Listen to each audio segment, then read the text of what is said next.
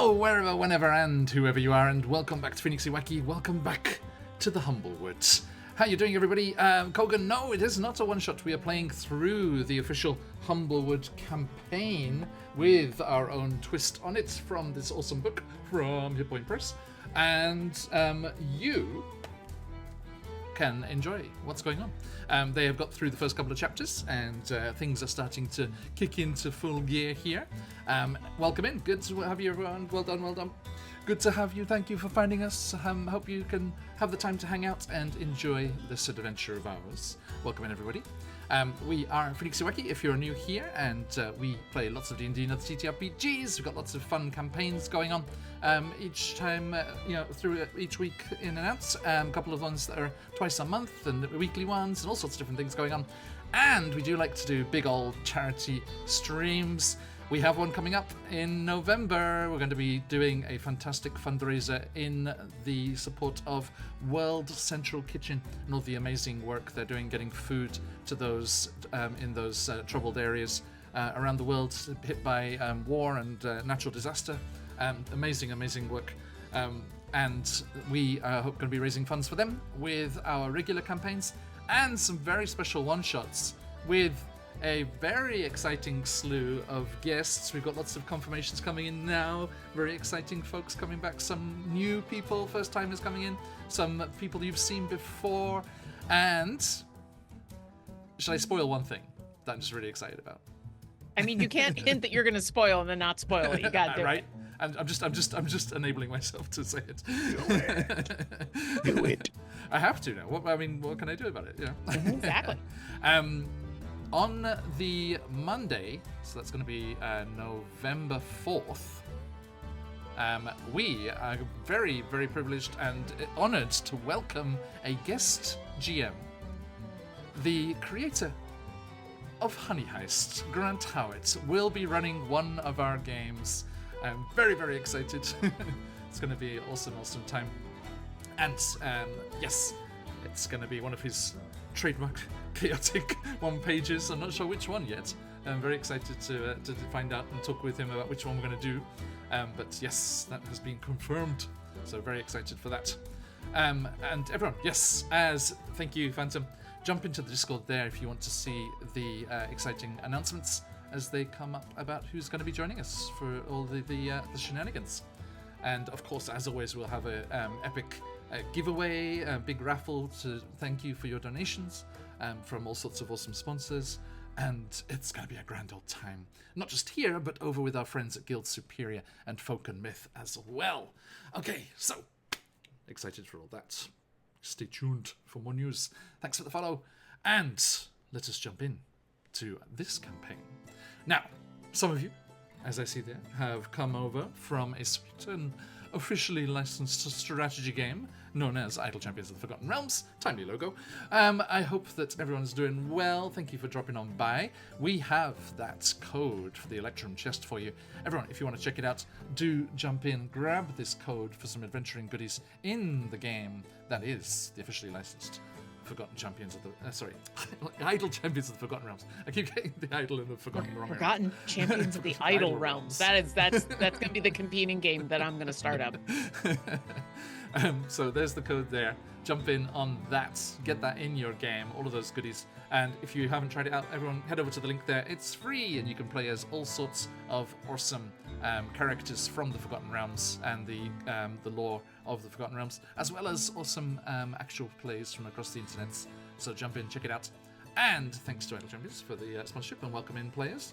And also, if you want to check out our friends over at Phoenix Dice for Click Luck Math Rocks, and the fabulous CZRPG for maps and encounters and drop-in things and one-shots. And we have some coupons to get discounts as well, so check out all that good stuff there. Okay, now, last time we were without a Harangon Bard, but our other adventurers were in the Alderheart. Let me head over to the map of the Humblewood. They were here in the midst of the Humblewood itself, in the capital city, the vast tree that is the Alderheart, behind me here in the picture as well. And they were at the behest of the magistrate of Alderheart, someone they didn't particularly take to. I've done a bad job of RPing all authority figures in this game so You did far. a perfect job of being a Okay. Agreed. In one. Oh, reading, yeah, I agreed. suppose. Fair. They were given the opportunity to maybe jump the queue a little bit to see the Birdfolk Council, which they are attempting to do so that they may deliver the news of the plight of the Humblefolk and Birdfolk out to the west, out here near the Scorched Grove, where wildfires and fiery creatures are spreading even more than usual. Ashbarrow is burnt and lost. Meadowfen is under threat of being destroyed. Maruk's hometown of Glimholm also destroyed by the fires, as well as various other settlements around the Scorched Grove. This new threat to the Humblewood needs to be brought to the attention of the Birdfolk Council in the Elderhearts, but bureaucracy being as it is, there is a long line of people that are waiting to see and have their cases heard. And as our friends were given the opportunity to jump the queue a little, if a favour was done, they were asked to go down into the trunk of the great tree, into the lower neighbourhoods, and deal with Gerbine bandits that were threatening the market folk and traders down there. They went down investigating what was going on down there. They found themselves a lovely place to stay back at the... Where was it? I'm trying to remember the name. The Feather's Friend. And in staying there, they headed out and down into the trunk and down into the roots, where there are a lot of refugees from the fires and folks coming in from the wood and staying down here in these slightly poorer areas of the city. But better than it used to be, Muruk noticed, with the addition of cold lights, globe lanterns, and wells for fresh water being added since previous times. They travelled to the ancient fungal farms, a sort of failed initiative that once happened down here, one of which had been taken over by the refugees from Muruk's village. They met with Muruk's parents and heard that the Gerbine bandits were in fact Gerbines from Muruk's village. They went looking for them, but were spotted, and the Gerbines bounded off into the fungal farms and the tunnels of the roots of the Alderheart. They gave chase. There was lumber being thrown in the way. There were giant roly-poly pillbug sleigh gadgets being used, and the chase hurtled through the roots and ended up in one of the more developed areas of the neighborhood, known as the Rootbraid village.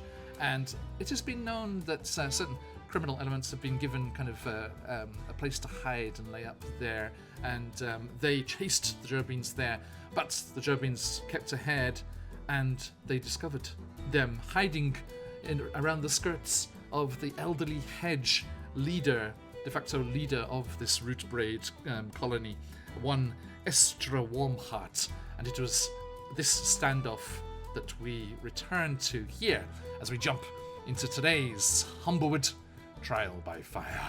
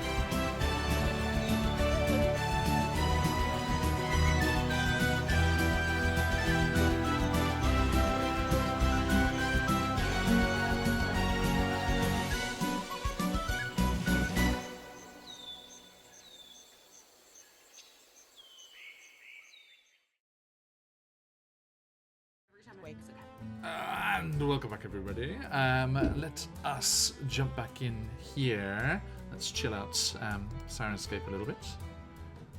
Okay. I mean, or don't. I mean, we were just talking about how some of us are still brandishing swords and Indeed. teeth and claws and Indeed. yeah.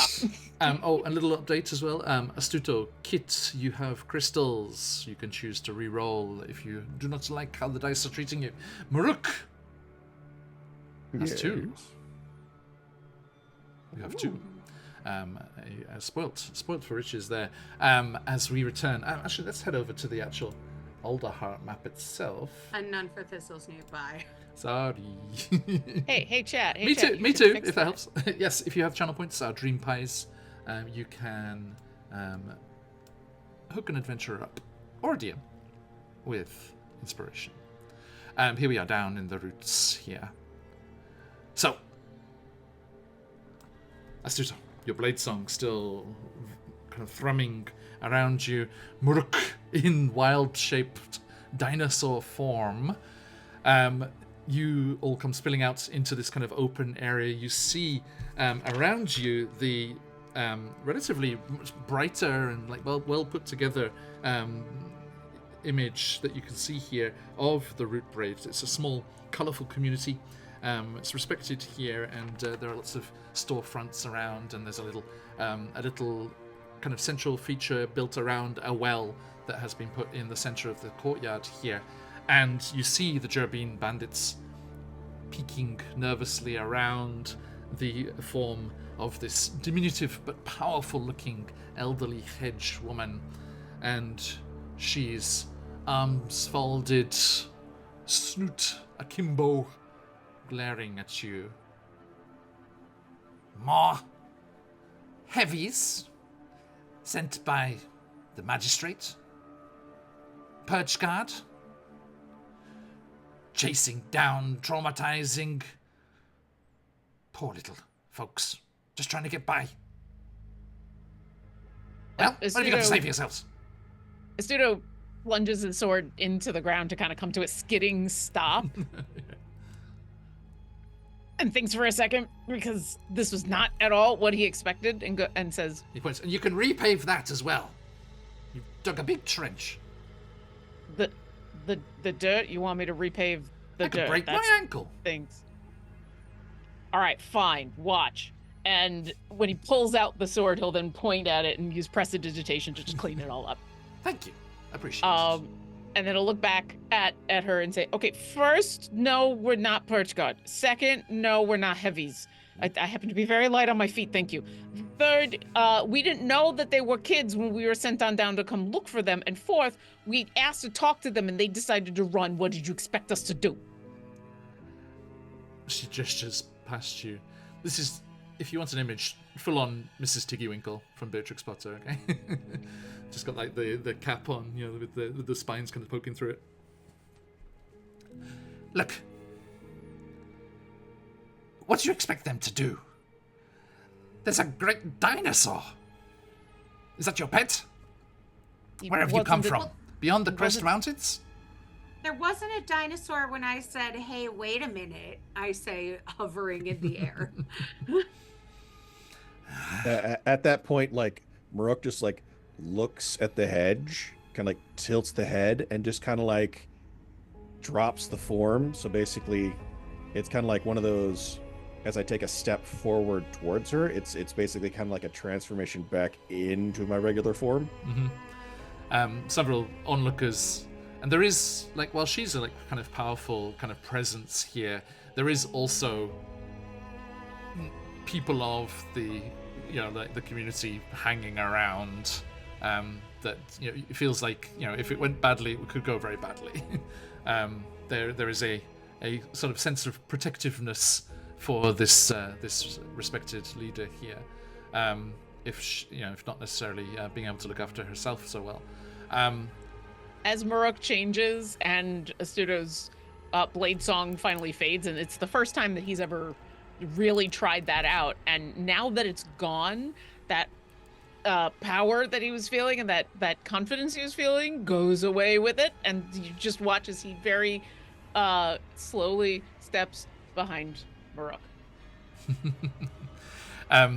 The Jerbine don't recognize you, Maruk. You know, they were either too young or potentially not even born when you were back in the village, and they kind of shy away from the sudden transformation.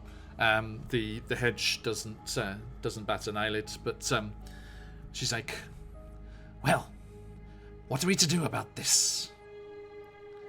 Well, firstly, we're not heavies. I am a tender, and I am of this community. And he kind of like gets down a little bit, reaches inside of his bag, and grabs a couple of his spare little, treats, and, gingerly hands them out, tries to hand to the little gerbines. Okay. I think... Let's have a look here. The youngest of them kind of like perks up the ears, and like the whiskers twitch as they sniff, and kind of like moves forward. The oldest, clearly the oldest of them, kind of like tries to put a hand on their, like a paw on their shoulder, like, "Soren, no!" But that kind of pops out. Smells good. Yeah, it's yours. I'm here to help. So hungry. And the others kind of, they see there's no kind of ill intent, and they kind of peek out, and the oldest one looks, and the hedge looks down at them. It's okay, Moira. Talk it out. Remember what I always say? Communication. It's the only way to get anything done. And the oldest Gerbine says, thank you. What can we do for you? We just have a few questions, and we're not here to yell at you. We just trying to figure some things out, see if we can help you. All right, ask away. And Murk goes, hi, I'm Murk Dreadcrest. You might know my mom. She's a baker. It smells real good. We can't afford none, but it smells good. So, do you know any more Gerbines? Are they also hungry like you? Plenty from our group and other groups around. And the hedge, Astera nods. Oh, you'll find plenty of hungry mouths down here. And at that point, Murk's going to stand up and, talk to the hedge slowly. And he's just kind of like, I won't say it's an angry face. It's just a very flat face kind of look. And just, there's been a lot of robbery going on, and Gerbines are being accused. And somebody wants something done about it. And instead of following their route, we're trying to help. Like, say, if I were maybe taking stuff from other folks because I was hungry, I sure would want a way to not get caught doing that. And maybe I would listen to some grown-ups who knew some tricks and could maybe help out with that. It's all rather simple when it comes down to it, isn't it? It's just having the means. What's the alternative? The Birdfolk Council doesn't care about us. It took forever to scrounge these cold light globes and an occasional well out of them.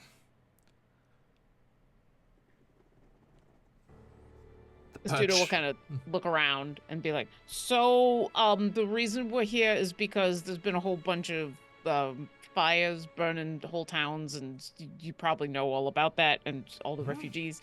And these little ones lost their hometown, as have many others. It's getting worse, and so we came to go tell the Bird Council about that. But in order to do that, the guy that we were talking to was like, well, if you can stop this problem that I'm having, then I'll get you in to talk to the Bird Council. So maybe we kill two caterpillars with one stone? Well, if we can get them in with us to go talk to the Bird Council, like we could tell them about the fires, and they could be like, "This problem is getting worse because of the fires, and the fires are getting worse because of this." And like, you should do something. If you can deliver that message, that would be appreciated. But to solve your benefactor's problem, these ones need some other means to look after themselves. Well, I might be able to help with that, or my friends would. The tenders might have a place for them to possibly farm or work, so they might be able to just earn their own way or trade for food instead of having to go around, robbing and thieving and getting everybody very, very angry. These ones are from those failed fungal farms. Perhaps if the tenders were involved, it could be more successful. It would make the roots a more safer place as well. There are areas of those tunnels that have lapsed to the domain of dangerous creatures. And Muruk's gonna turn around to Studo and just gonna be like,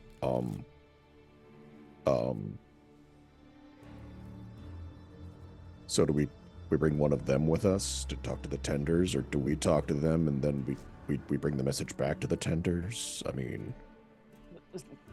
you know the tenders more than I do. Yes. I'm not a negotiation person. I'm kind of at the limit here. And I'll look around for Kit or Thistle Snoot, because Astudo is also like. Astera, it's been. Oh. Sorry, just. It's been quite a morning. Let's not rush headlong into things. Thistle Snoot is currently squatting down with the Gerbean kids going, so when we talked to the merchants, I heard that you were, not you, but that someone was taking gold pieces. Now the thing with gold is that folks are going to notice it. If you're going to take something out of somebody's bag, you want to start with copper. Put in copper, and if you can, find something of equal size, maybe weight, that you can stick in. So why don't you try taking something out of my pocket right now? You can see if I even notice. Okay. Murk just reaches over, just starts pulling Thistle Snoot's collar lightly. And before you go, and if we want fur like yours, we have to look for a mermaid.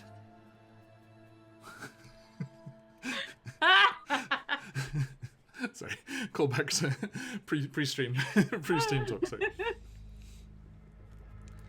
Yeah, but good luck finding a mermaid. We should make the journey out to Saltus Port sometime. Listen, Thistle Snoot, what you doing? I get it. Teach the youth, Education. how to. Yeah, but here's the thing: if they keep doing the stealing, then we can't go talk to the Bird Council. So we need them to stop stealing in order to talk to the Bird Council. So I didn't think the problem was the stealing. I thought the problem was them getting caught. No, it's them taking the things. That's why they want them stopped. So instead of sending down guards to do bad things, we're here to help, to stop them from the stealing, to help them, to help us. Right? Same problem that they don't have the things that they need. And we're trying to fix that. Yeah, Astera, and so doing it by not stealing is what we're trying to figure out, because the stealing just gets in the way of everything. And Astera says to you, down again and just goes, stealing is a word that a lot of folks have a tough time with. So when you're talking to other animals, try the term borrowing. Indefinite borrowing tends to go over much better. And Astera says to you, Muruk,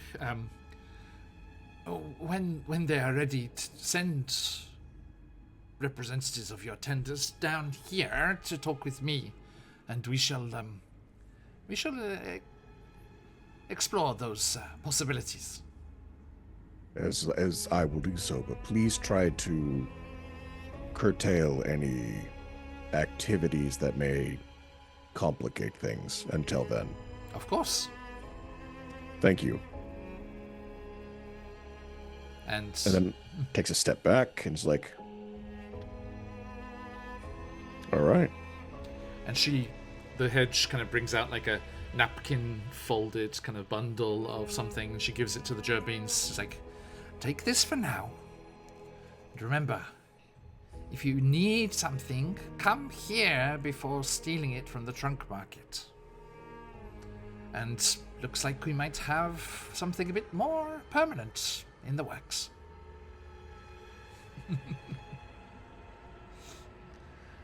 And they nod, and the oldest sister, Moira, says, I see, okay. We're gonna head home. Like, yes.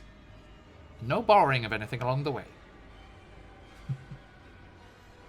And like the youngest winks at you, Thistlesnoot. And when they say no borrowing, basically Muruk's gonna wave at them, but he's gonna use the cantrip Primal Savagery, which turns one of my hands into claws. I'm just gonna turn into a dinosaur hand while a bit and just turns into a dinosaur hand with nasty claws for a second, and then turns back into a normal hand. The three oldest ones look perturbed and suitably warned. The youngest one's like, cool. Whereas Thistlesnoot's doing a wave with a sleight of hand thing, just flipping copper into silver and back again. Astuto has stopped paying attention to all this, is now digging into one of his ears. Is like, Maple, come on, it's fine. You can come out now. It's okay. How'd you get so far down in there? Oh. Ah! Finally pulls out the tiny little moth. They are none the worse for it, despite the mad dash through the caverns and everything. Okay, so it seems like a solution has been found here. Astera Warmheart waves you off, and you start to make your way back up towards the central area. What was it called again? The Underfall, which is that central hub kind of area, and back up to join with the mainstay as it winds its way back up into the trunk and above. Now, there's still two potential ways here. This should appease the magistrate and allow them to help you, or you are just going to forge something and go anyway. I feel like at this point the forgery is a backup plan, right? Forge. No, we don't know how to use hammers and metal and whatnot. I don't know what you're talking about. I mean, if you used a forged one and then just left the magistrate stewing, wondering if it was solved or not. Just bring a giant block of steel and just poof, there you go. Right now, okay. So as a player, okay, I remember we're supposed to do the tenders. We're supposed to do the Gerbine thing, and I can't remember what else we were supposed to try to do. The forging and the finding your parents. Okay, yeah. Found the parents. Everything's and good. Then parents. I mean, the tender thing we can hand wave that unless there's other things you want to do there. I kind of want to do the forging thing. Okay. Just to see. No problem. I know Kit and Thistlesnoot were kind of heading that up. We can go pick up Kit. And Thistlesnoot wanted to, but this doesn't have to be today, was going to go to the guild just because she's still riding high on that wonderful dream she had, yes, where she was the star of the guild. True. Rub your good dreams in our face again. Great, go for it. I had a good dream. Kids, everyone else had nightmares. Oh, everyone else had nightmares? Mm-hmm. Thistlesnoot had a great time. Couldn't be me. Oh, Kit was good. Kit was good too. There was like Kit and Thistlesnoot were in one room having nice dreams. You were in the good Astuto and Muruku in the other room. I see. I was the marshmallow in the fire. Okay, so that's all I got to say. Rip. Yeah, you didn't address that dream with your parents at all, Muruk. How was Correct. that? It's not that I didn't address it. It's that it's associated imagery if you've had dreams like this before. So it's not out of the norm. Mm-hmm. And I'm also waiting for him to have a moment to be like, oh shit. Jazz above table, Muruk had memories of he thinks his parents were sparks and responsible for the destruction of his village. But that's we above, have that's all not above been table. told No. about that yet. Yeah. And I you know, know above nothing. table, like Merc's had dreams like that before, like not the spark eyes, but like burning parents, all that kind of stuff. So it's like out of the whole norm of being like, oh, it's more fire. Okay. Okay, So it could be just like added details into the nightmare from the stress from recently. Oh, yeah. Or I could detect magic and we could know for sure, but I don't know anything about this. So Nope. I thought that was going to happen, to be honest. I had no reason to drop a detect magic. I have my reasons. So, All right, so let's go find Yes, Kit and let's go get Thistle the Snoops, backup plan. Yeah, with your mention there of the illustrious guild of imaginative fabricators, to give it its full name, you think the urgency of actually getting to see the Bird Council at the moment, the Bird Folk Council, is probably going to take over for a second here. So you make your way back up the mainstay. The main branch road that curls up through the trunk, past the trunk market with its various mezzanines of tenants and storefronts, and the array of adventuring gear and all sorts of interesting things on sale here. Back up higher and to the Feather's Friend once more, and into your rooms, which were being kept for you as they were paid for. And you are able to go into the privacy of your own room there. So do you wish to? We met Baruch's parents. What? I wanted to go. Lovely. What does that mean? Aren't they aren't they Wants a big hugger. big huggers? Cool. When you get the chance to meet them, don't run. Why would I run from a hug? You'll know when it fine. happens. That seems ridiculous. Muruk, why aren't you a big hugger then? My parents are big huggers. Yes, we've established this. So they hug enough for me. I don't know if that's how that works. It's how I work. Okay, well, say less. Anyway, what else? Did you find the what did you call them? Germines? Yes, I chased them down in dinosaur form. I found them. Why I would you almost ate do one that? of them. Then when we got there, we were talking to a what's her name? Can't remember. But they were Esther hiding. Wormhot.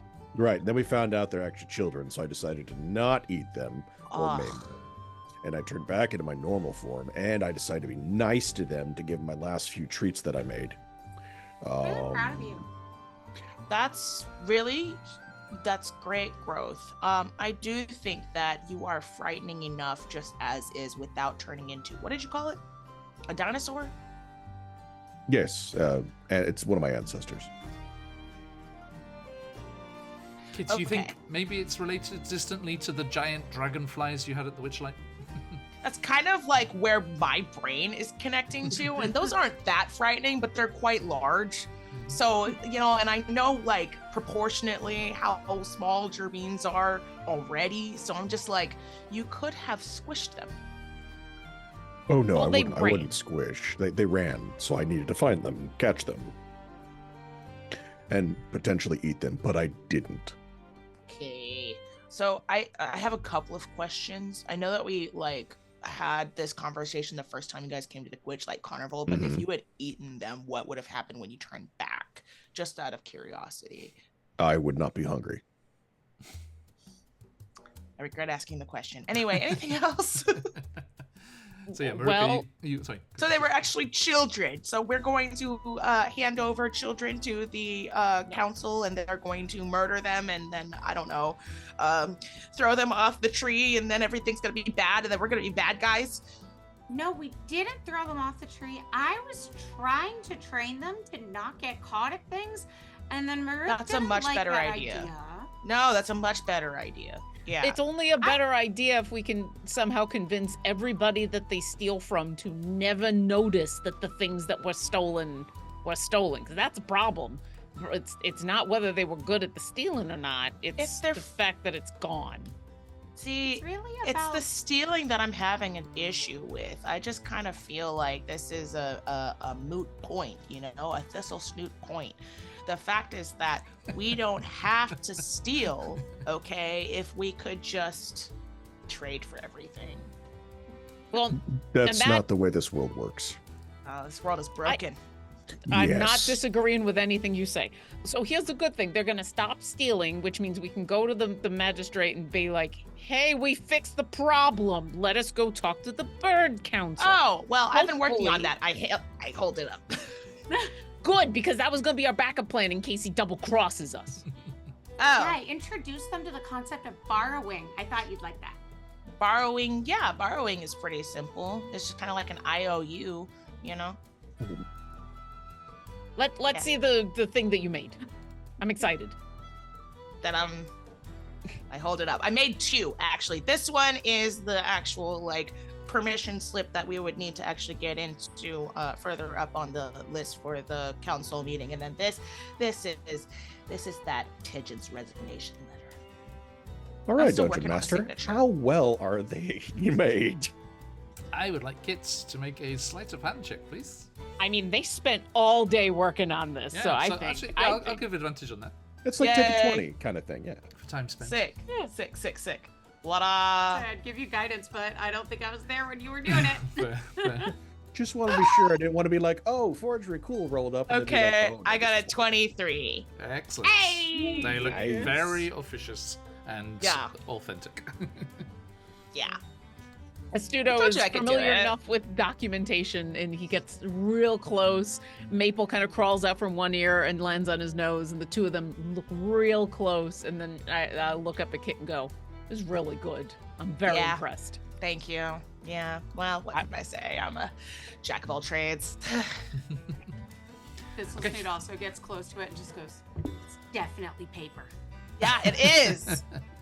And I had to be Excellent really paper. careful about it too, because it needs a whole official seal and everything. I had to make the seal by hand, etching it. It was really difficult. And thank you for letting me spend all day on it. I do wish that I had met your parents, Murek, but it's okay. I can do it next time, I guess. This felt important. We can do that next time. But you did, this is a very good document. I could not tell the difference. Thank you. That's an incredible compliment from you. I'm gonna treasure it forever. Okay, so you're gonna head up to the canopy and to the council plaza. Oh yeah. Okay. So yeah, climbing on up to Council Plaza up here in the lofty heights of the Alderheart. You once again see that beautiful fountain and statue in the center of the original head speaker of the Birdfolk Council. And you see the various temples around the plaza again, the Perch Guard headquarters, the jail, and everything there. There is the main bank here, which makes, when I read about it in the Alderheart Guide, I really want to do a heist one-shot in here sometime. Anyway, and you head on over towards the main stairway that leads up to the council chambers. Walking towards them, you see a huge domed structure rising up through the foliage. The building is cradled into the natural curve of Alderheart's giant trunk. A large platform has been built around the imposing structure, connecting it to the branch roads that run throughout the city. It's adorned with brightly coloured banners displaying the crests of the major settlements of the wood, and there are two guards in resplendent armour standing watch at the entrance, turning away those that do not have permission to enter. There is a throng of people milling about nearby. So above board, are we even trying to go talk to the magistrate first, or are we just going straight in with the... I'm okay mean- with either, but I thought we were going to try to go to the magistrate first and then paperwork if he double crossed Said us. no. Yeah. Yep. So basically going to take the official one and have it in my hands, and just walk up to the guards and just here we go in. The perch guard grabs a hold of that and says, "Let me have a look. Yes, all seems in order. Yes, pass through." Grabs it back, walks through. Okay. Follow This is closely my behind. life of crime starts now. Straight to the magistrate. And as you're kind of retreating back, says like, "Join the other petitioners waiting to be summoned." And you go up the stairs and to the entrances where there are various benches and areas there, and there are a deal of various people waiting to be met there. Come back, map. Sorry, timed out.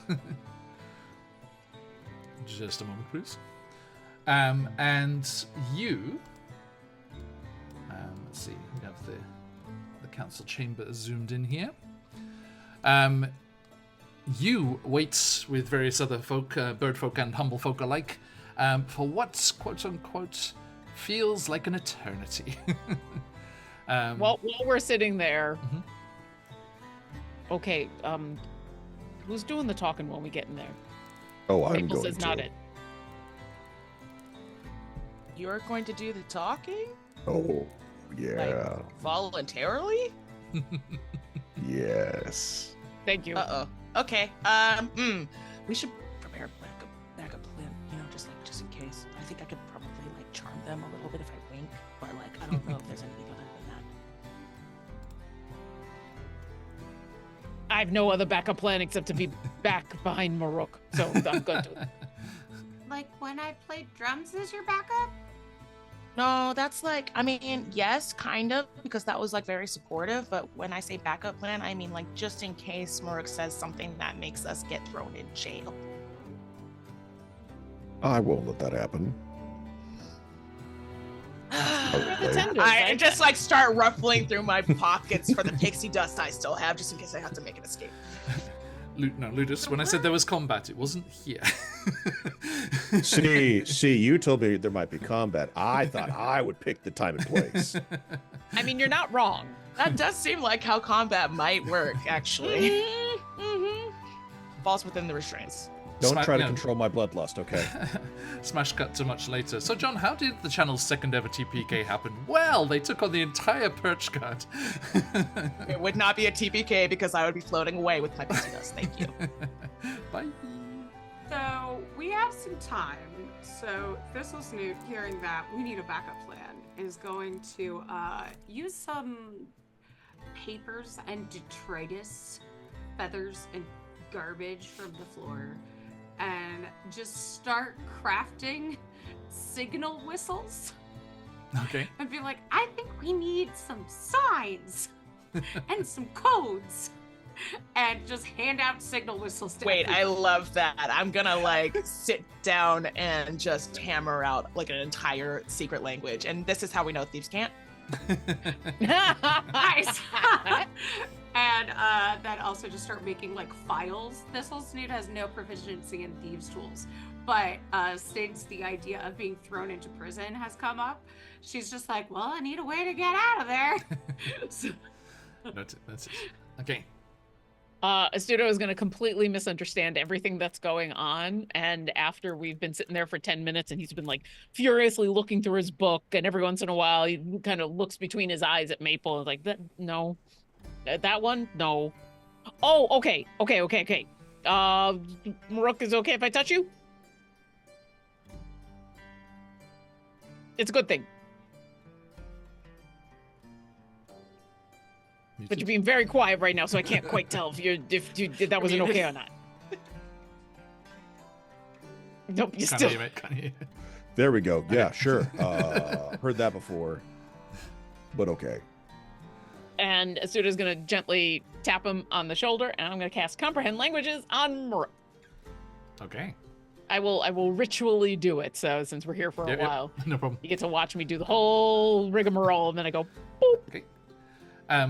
Eventually, And now you can understand everyone, everywhere, at all times. Nice. Yay! Eventually, another guard loudly calls your names and instructs you to enter the chambers. As you pass through the double doors into the council chambers, you see a group of 5 stately birdfolk arranged across elevated seats. Each council member has a tall podium in front of them, rising just above their waist, a sheaf of papers ordered neatly upon each one. A circular aperture in the center of the ceiling allows sunlight to shine in, and a wise-looking bright Gallus raises a talon in greeting and addresses your party. You now stand in the presence of the Birdfolk Council. I am the council's speaker, Bitter. Please state your case. And let me drop Bitter's art here on stream. We all turned to Maruk like... So tempted to just toot on my whistle to cheer for Maruk. Do you make vuvuzelas? Maruk, you step forward. All right. Maruk kind of just like deep breath. Okay. All right. Step forward. I'm Maruk. I am gonna say, so sorry. I'm so Maruk sorry. of the Tenders. This was great. No, And- just before we went in there, I would have given you bardic inspiration. That's all. Go ahead. Oh, okay.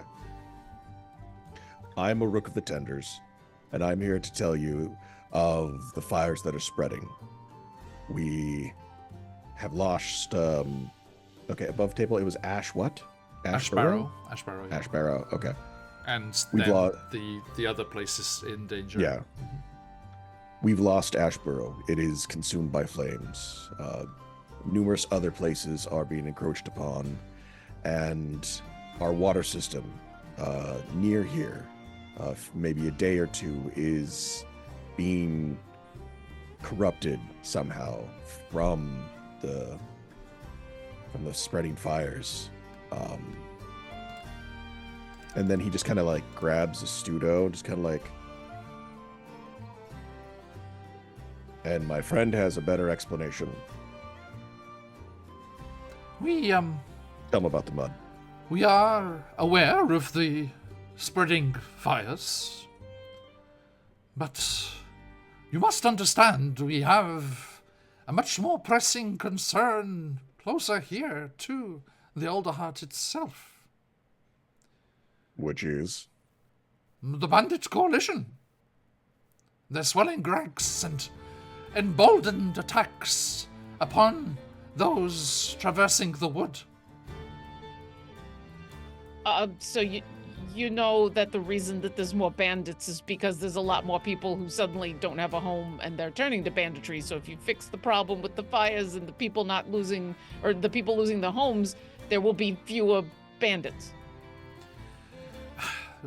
We are aware, and yes, the Alderheart could house more refugees, but if all are welcomed and taken in, how long is it before the city itself runs out of food and other resources? We must take into account the needs of all of the Humblewood. Maybe Oh, if you agreed. invested more in your infrastructure to support your people and its food instead of yourselves, That maybe that might is help. why we are concerned about the bandits of the coalition. They are attacking the caravans. They are causing the disruption of the supply lines. Yeah, Sister well, just and coughs into her whistle.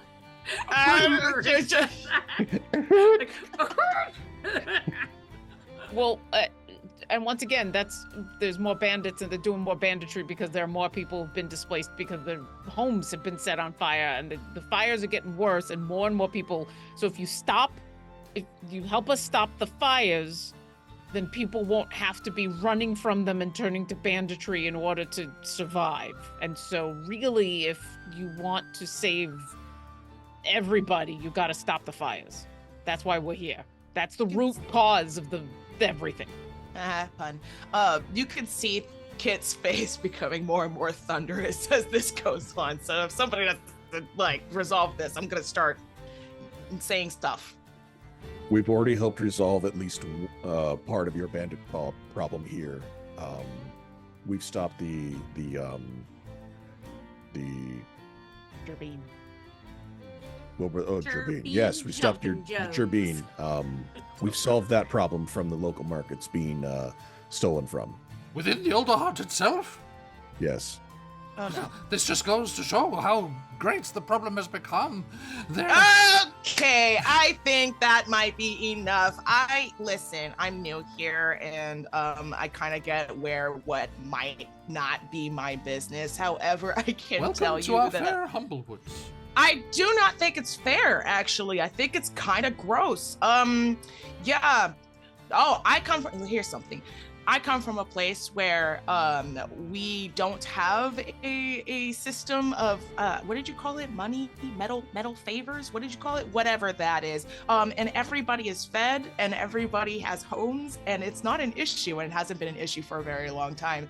I think that maybe if you focused more on, here's maybe being objective, if you focus more on stopping the problems of the fires, then we wouldn't have the bandits. We wouldn't have the bandits, then you wouldn't have the problems. You see?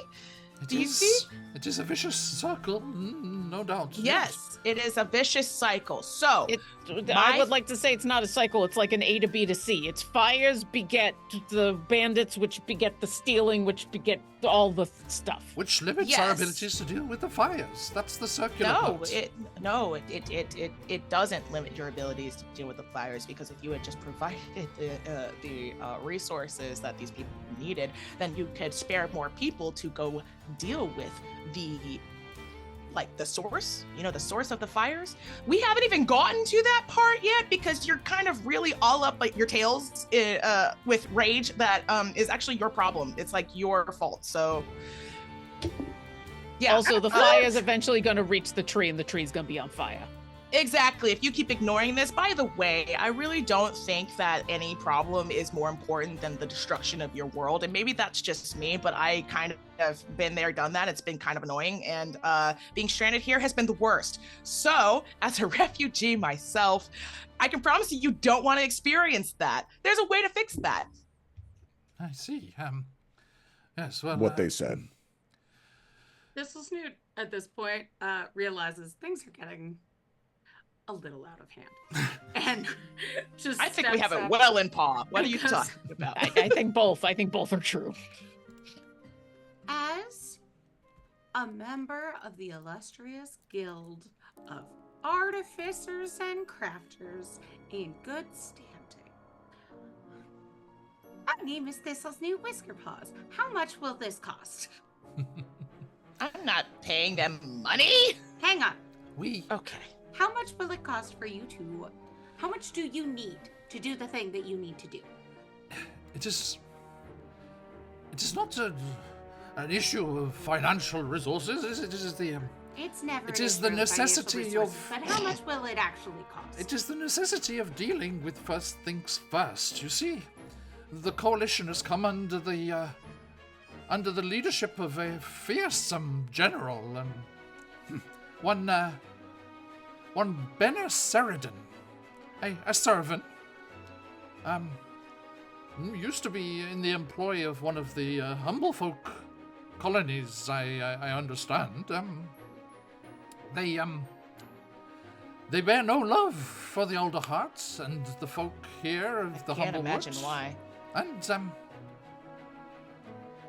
we,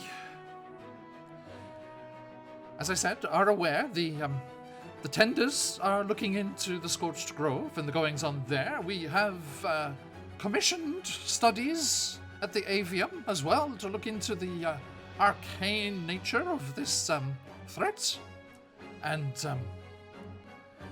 yes, well, we hear the plight. Get it in writing that if we handle your Benno Servo problem, that then you will send aid to those who are harmed by the fire and maybe spread news to those who are in the path of danger, which is honestly kind of everywhere? Oh, fear not. We do not shirk our responsibilities to the outlying regions of our area. That's kind of what it sounds like. I don't know. But you must understand these things cannot be decided on a dime, whatever one of those is. We... An electrum. What's that? we need to confer amongst ourselves. We will decide what we can send to Meadowfen to aid them with their troubles, and we shall continue to liaise with the tenders and the avium. Please, come and see us tomorrow. Okay, but my question was about if the Beno Servo problem goes away, would you agree to do the thing that my dear friends here have proposed? Of course, if the coalition was no longer a threat, then we would be free to do whatever we needed. I suppose that's another. Please? I would also like to know if there are any other what you consider credible threats that are more important than a giant fire that is raging towards all of us as we speak. Oh no, just the two at the moment. Fine. We'll be back tomorrow. Could I get that in writing, please? Let's see here. Handle Mapak, Mapak scribe comes running up with the points that were in the meeting and the passage to allow you to visit tomorrow afternoon. And is it signed? It says if the beta problem goes away, they'll do the thing. It's sealed, yeah. Thank you. Okay, now, the various council members descend into conversations amongst themselves as you leave. One more point of order.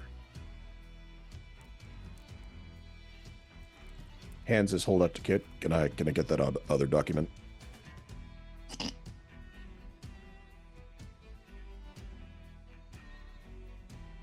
I was gonna wait, but yeah, that's fine. Yep. You think it might be better for them to find that somewhere? It would be very weird for you to deliver it. Oh, by the way, this guy said he's leaving. Oh no, if no, he that's not what I'm doing. disappears, oh okay. I'll send it to you. I'll give it to you. I'm hopping mad. No pun intended. We've got our documents. Holds up all three of them now. And we'll be back tomorrow. And as we're walking out, it's kind of looking for, because usually outside of political places, there's official document tables and stuff like that to be placed, to be read while they're in council. Mm-hmm. And just kind of drop the document for his resignation and walk. Okay, your turn for a sleight of hand check. Oh boy. You have bardic inspiration. Oh, I do have that. Crystals. You're right, I do. Do I want to use one of them? DC 16. I do want to use one of them. Okay. All right, so we're gonna. You decide on the crystal after the fact, so you're good. Oh, after, right. So we'll flat it first, and then roll one of those, and then your bardic inspiration is a what? It's Do you need D6? Yeah, it's a D6. No, I don't. I rolled a dirty 20. Nice. Yeah. Okay. So yeah, you do slip in the dirty trick. extra order of business on your way out. Okay, and you return back to the Feather's Friend, and are relaxing for the day. Relaxing, strong word. I was about to say, as soon as we get back and we're in a space that can accommodate a little bit of venting. All right, Kit. You're vibrating in anger. I don't know what you're talking about.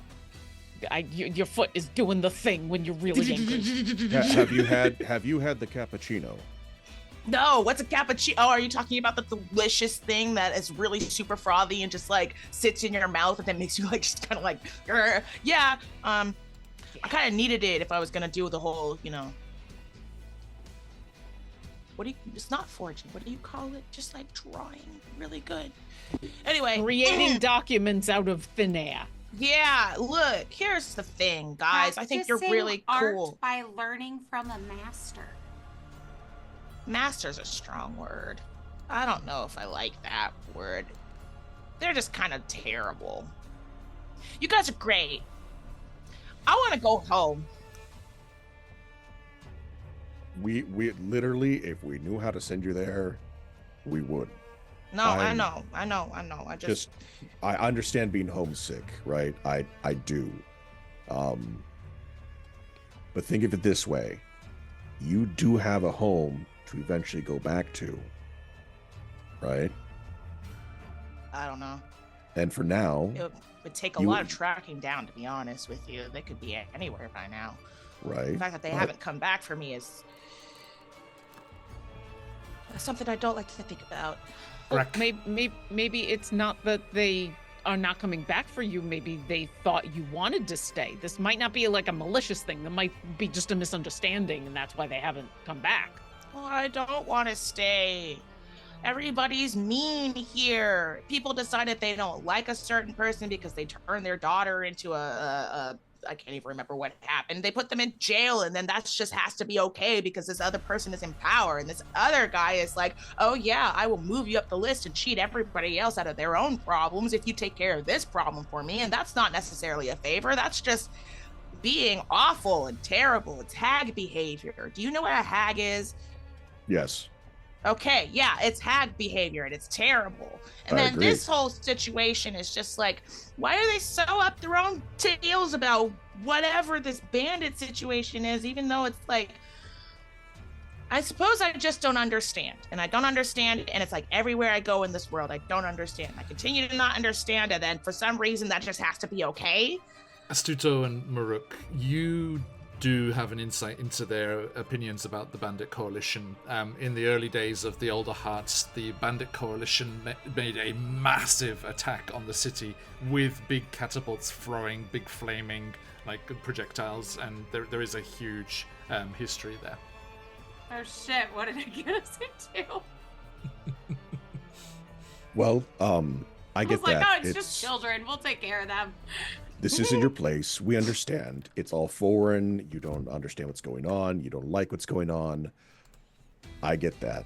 Unfortunately, we can't do anything except keep going for now, unless you'd like to keep hanging around all of these fine folk. No. Or you could at least hang out with the people that you potentially can stand and maybe have fun with. Are you talking about you guys? Yes. You're the only people here I like. See, there you Well, go. thank you. We like you But too. The innkeeper makes really good food. That's true. And he let me perform on stage, and that was really cool. And See, his rhymes there's- are real good. There's the thing- kindness in some And places. Clifford is neat. Actually, Greg Clackerbeak does come over with a tray of some, refreshments and food here, and he's like, the Corvum owner of this place, and he's like, "Don't worry, kits. There'll be an answer, be it arcane or fey, but back to your home, you'll find the way." Thanks. You're great. And I Maruk, apologize. We really can't stay. you're right. You're. What's in the cups? It's a elderberry cordial. Oh well. Thank you. Looks a Kit. We could just stay just a little bit. Like it's rude to refuse food and drink. And you just really focused on the drink part of this statement. I mean, Picks aren't up you? her, picks up Kit's cup and scoots it closer. Okay. Now Fine. the So we got to figure out, we got to just hang out until we got to go see the Birdfolk Council people tomorrow, and then figure out what they want us to do. And I can't promise anything, but Kit, if you want to go to the Avum, I know that there's powerful people there who might be able to figure out how to get you home. Really? I can't promise anything, but I do know that the folks there's some real powerful people there who do teleporting and stuff. I mean, you saw what happened when, Clifford had to go back. They just went poof. Yeah, they really did just go poof. That was kind of nuts. That was really cool. Well, I can't do that. So I can't either. I want to learn real bad. But I don't want to go back to the Avon, but I'll go back for you if it means maybe we can find somebody who can poof you back to your place. That's really nice, Astuto. I am sure that this thing needs to be resolved before we can focus on, getting me home. It just kind of feels like we keep adding on more and more, just like side tasks to do instead of the main one that we keep trying to focus on, and then we just keep sent somewhere else, and it's just kind of... Life is never a straight path, nor does a tree, grow straight. They're pretty straight. Then what are branches? Oh, I guess... yeah, but branches stop at some point. Does that mean every task that we do is a dead end? Because that's kind of what that sounds like. Or every task that we do eventually stops. And then we have to trek all the way back? Yeah, but then we keep going. This metaphor is getting away from us, I feel like. Yeah, pretty much. I'm just going to get back to my drink. You guys can go to the council, and that'll be fine. I think I might want to just... There's a thing I want to check out here, and see if I can... Maybe we don't have to go to the... We could just, go somewhere else in order to find the information that we need.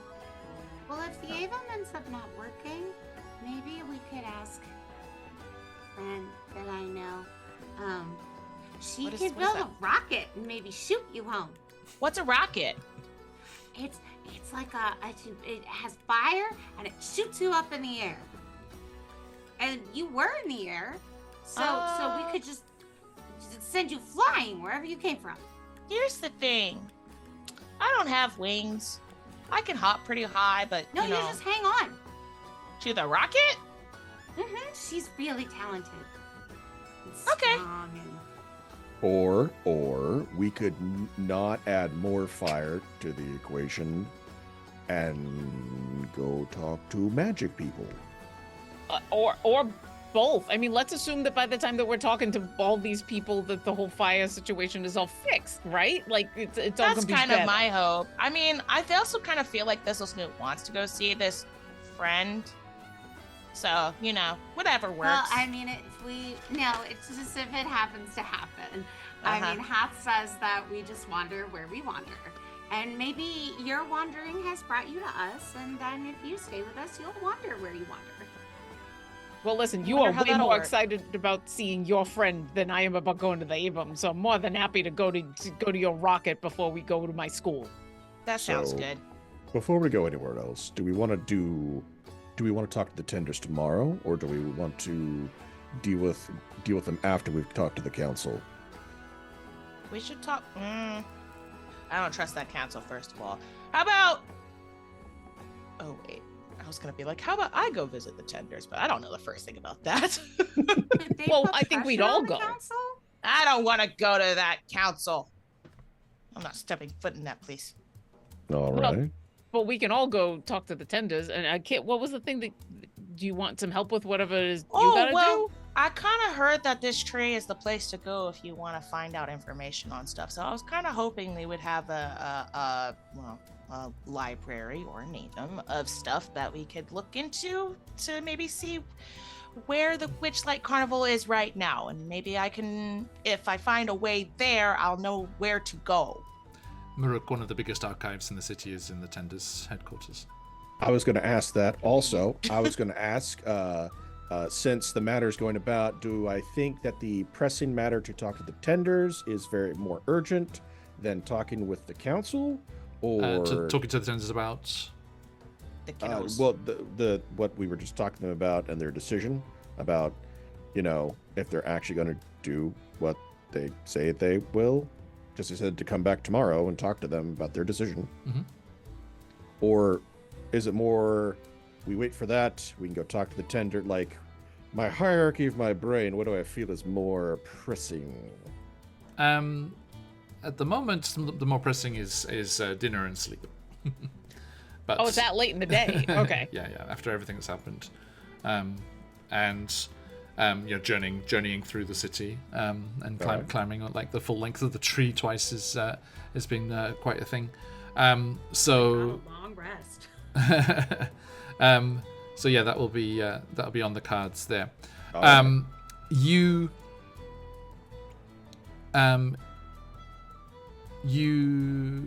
are seated here talking amongst yourselves, and you hear Clackerbeak kind of making a ruckus over towards the door, and you see the door's been opened, and there are a group of humble folk, various folks, in hooded robes. Oh dear. And Cluckabeak goes over there, and he's like, no, sorry, I've said before, I'll say again, this place is not for proselytizing. It's food and drink you'll find, socializing. And the folks kind of slowly turn and move away. He's like, Do I recognize their robes? I was gonna say, can I roll religion to recognize maybe their association? please do. All right. Yeah, I would like to do that as well. Oh! 21! Nat 20. Nice. Good, The because folks at I the rolled a Phoenixes 5. fly. Okay. The cleric with the nat 20 has no idea who they are. But that is telling in itself. Yeah. This must be something new. This is not certainly not something established. There was no. You saw kind of clasps and things on their robes, and there was a stylized flame. That's something you don't see every day. There is a let's see here. You see at the table next to you, there is a hedge with a big mug of mead, and he says, that'll be that new lot. They've started springing up as much as what they worship. What do they worship? What are they? Oh, they are the cult of rejuvenation. They think the fires are good. They follow the idea that a scourging of the wood will bring about regrowth, renewal, a new start. Well, there's something to be said for there being regrowth after something dies, but usually you want people to, evacuate, get the folks out of the way and move their stuff before that happens. You ask me, They're all any of into that the stuff. sacrifice? Well, you ask me, any of that stuff is just going to end up. The whole place is going to be like the scorched grove. There's been no regrowth out there. What are they recruiting for? What are they trying to preach? Why do they try to come in here? Just spreading the word that the fires aren't to be feared, that they're to be welcomed. If it was Fire kills people. and you know what, if it was a natural fire, if it was like, the lightning strike or something like that, like there's something to be said for that. That's all natural process, and it can suck, but like that's normal. But what's going on in the Scorch Grove ain't normal. Well, and they think so too. They think it's celestial. They think it's divine. They talk of these folks being possessed by the holy spirits of the fire. Sparks, they call them. well, they're not wrong about Wait. that, but it's not holy. What did you say they called them? Sparks. Where do they congregate? I was about to be like, I'm about to go. I would just get up and go follow them. I just get up and go. Are we about to go open up a rejuvenating can of whoop butt on these guys? Yeah. About to dump some water on this fire. Yeah. He says, "Oh, I don't mess with them myself. They'll be down in the roots, so I'd reckon.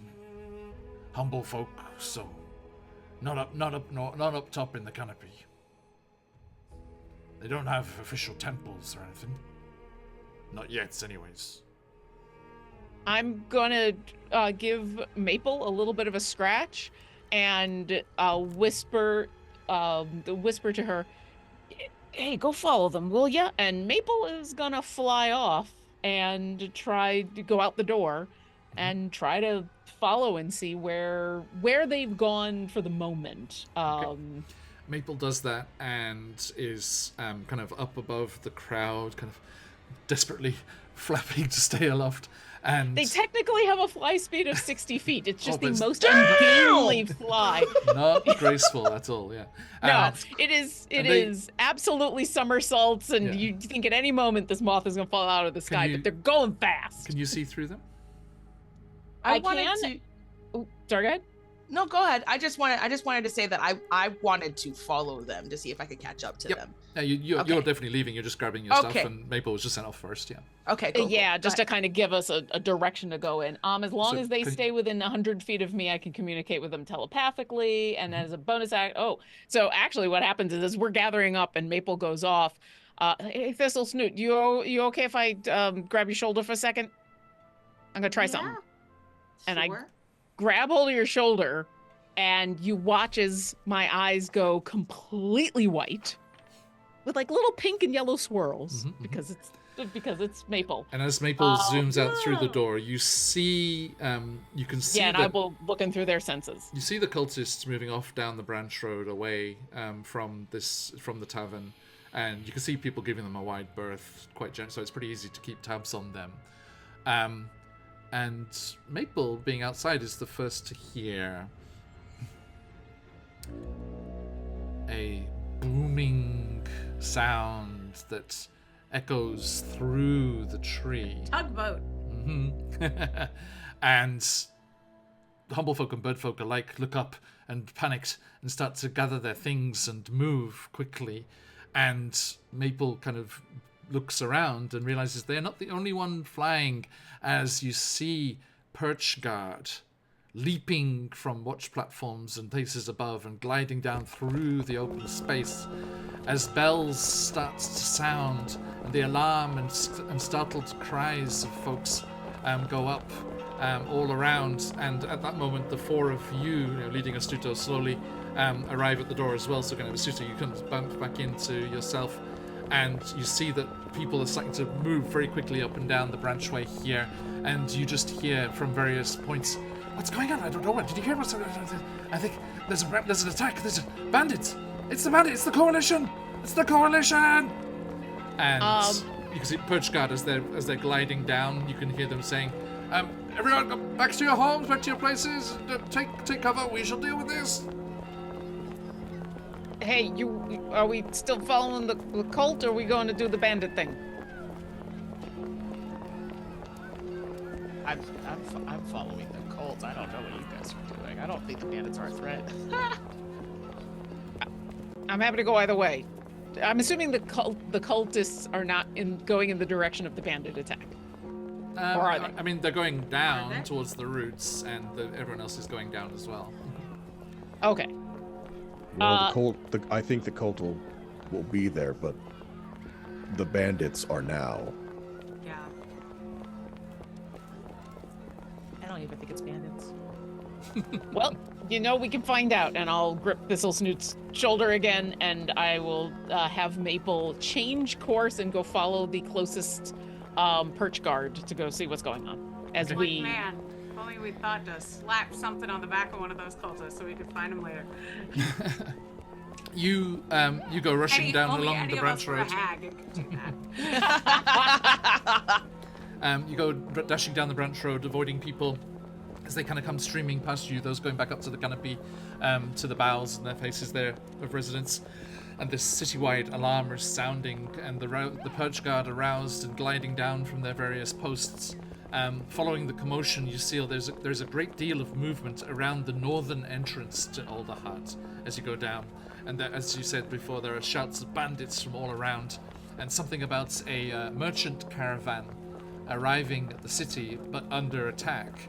And a Perch Guard comes swooping in and does like a 3-point landing on the bowway there, and he notices your weapons and armor. He's like, "You there, please! We need your assistance. All hands, all paws, all claws." I'm looking off towards where they said it was. Like, can we see anything, or do we have to keep just? It seems Loud to be forward. happening on the exterior of the tree. Maruk's just like, all right, and just starts taking off towards that way. Okay. So you start rushing towards the entrance there, and you see that there are other just members of the Elder Heart, like just locals as well as Perch Guards, all like running in that direction. And as you exit out through that northern entranceway, you see that there is a vast horde of bandits attacking a large caravan as it approaches the Elder Heart. You can see that spears, arrows, even rocks are being thrown from slings, raining down on the bandit horde. And they are attacking the caravaneers and the people on the merchant caravan as they're trying to get to the safety of the city itself. Now, you think that if you plunged into the combat itself, that would be very bad, right? You think you'd be overwhelmed quickly, but what do you think? What do you think you could do to help the combat here, to help the Perch Guard and the locals? Is there? Can I do either a investigation or perception to see if there's an obvious leader, kind of directing this? Yeah, you can see there are a handful of bandit captains barking orders at dozens of bandits attacking the caravans. Give me that perception check there. Can I help him with Maple, because I also wanted to look if going to aid the caravan, basically helping protect it as it moved, if that was also an option. So can I give him help on that perception check? Please, yeah. Yay, here we go.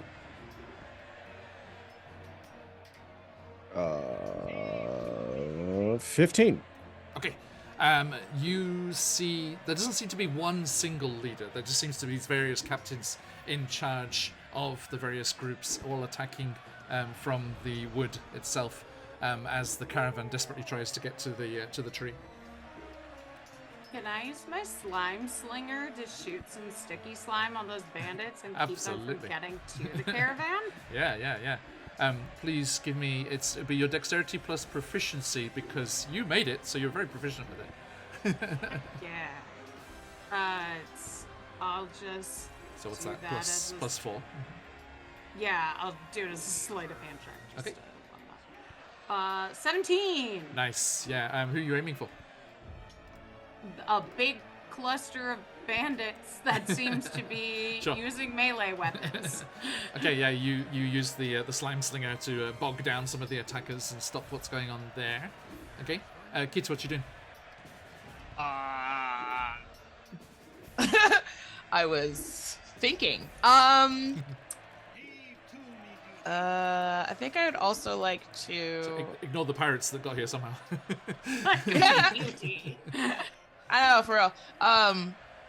I think I'd also like to... I was looking at my spell list. Hold on. Am I... For some reason, I was under the impression that thaumaturgy was a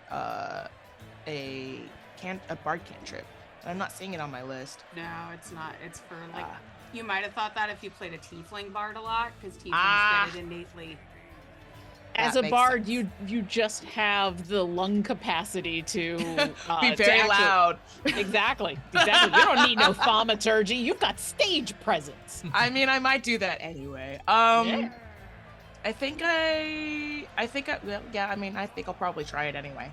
I want to, before I do that though, I want to see if I can make a perception check for a specific person. Okay.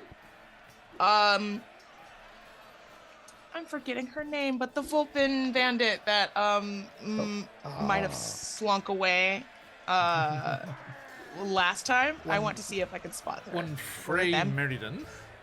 Yes. Let me see. Can I roll a perception to see if I can find her? Yeah, please. Sick. Wow. No, I'm gonna use my crystal. Okay. That's not perception, Jazz. Boo! That was so close. 15. Okay. There are some Vulpin like captains and things, like members of the bandits down there. But you can't quite, with the huge crowd that's milling around here, you can't. Whereas Maruk was like looking for just someone who is generally being in charge. To find like one particular person is difficult. It's difficult, yeah. That's fine. I might just take a chance that she is there. Yeah, so I'm just going to first I'll hide myself. Are we perspective wise we're coming down the tree still? Is that correct? There's like a northern entrance that comes out from the side of the trunk and down onto the flat ground of the forest floor around there. And the caravan's a little way out from the trunk, being attacked by the bandits from all sides. This would be a lot easier if I had thaumaturgy, but it's fine. I am just going to just like cut my inspiration. I have thaumaturgy, if that helps. I mean, is your deception / persuasion / performance better than mine? Definitely not. Okay. Well, you got this. Yeah. So go with the performance or persuasion, your choice. Sick. So it's the same. Yeah. I will. I'll just cut my paws over my mouth. Okay. And I will just say, the perch guard are coming, bandits fall back. And nice. Okay. Awesome. Give me the check there. Dirty 20. Nice. Okay.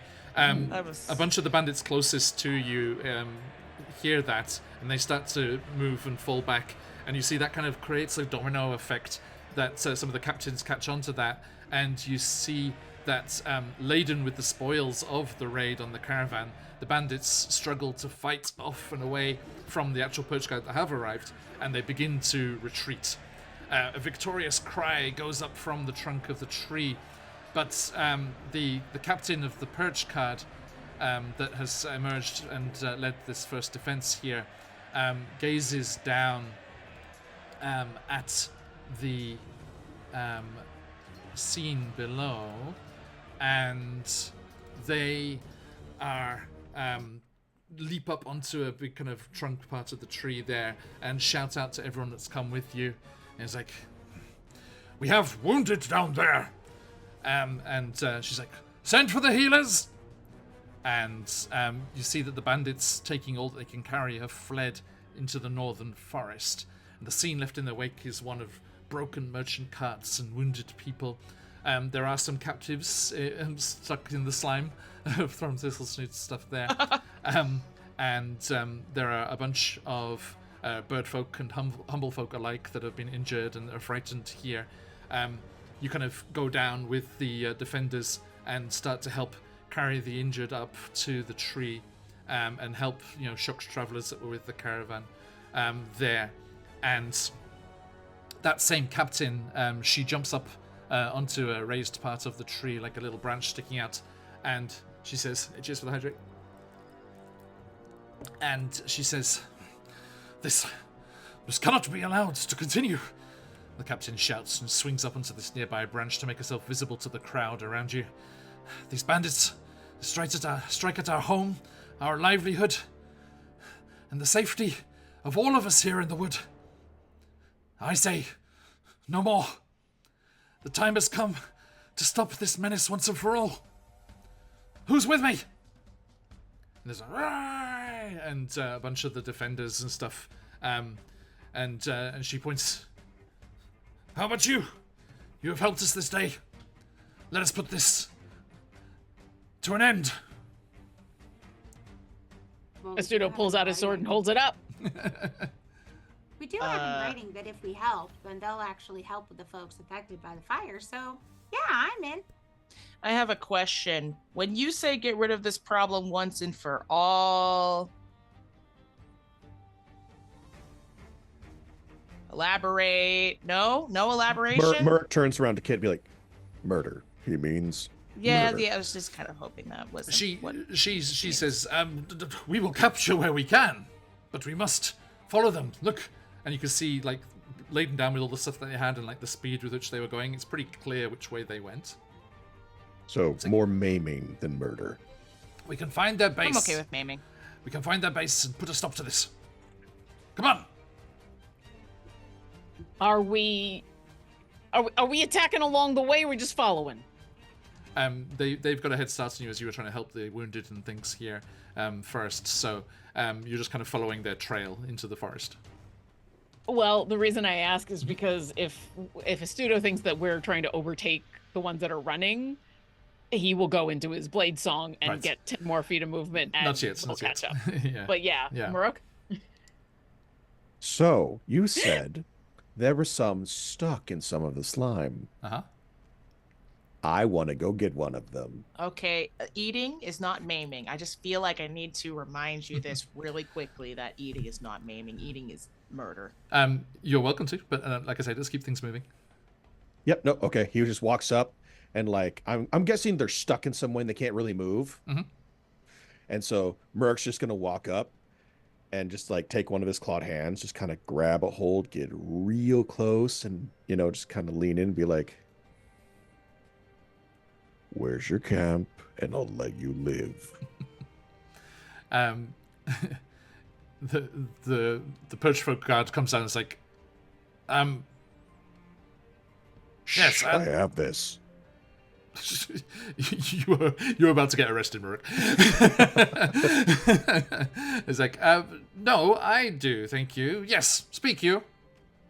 But still roll a intimidation because you did say that before they intervened.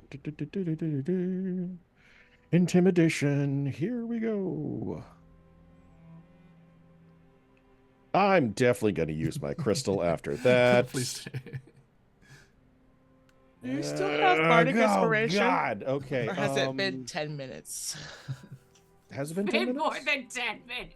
Shh. Afraid so. We don't know that. Afraid so. Okay, Helping all the okay. injured and stuff. There's the question. Can I donate my crystal?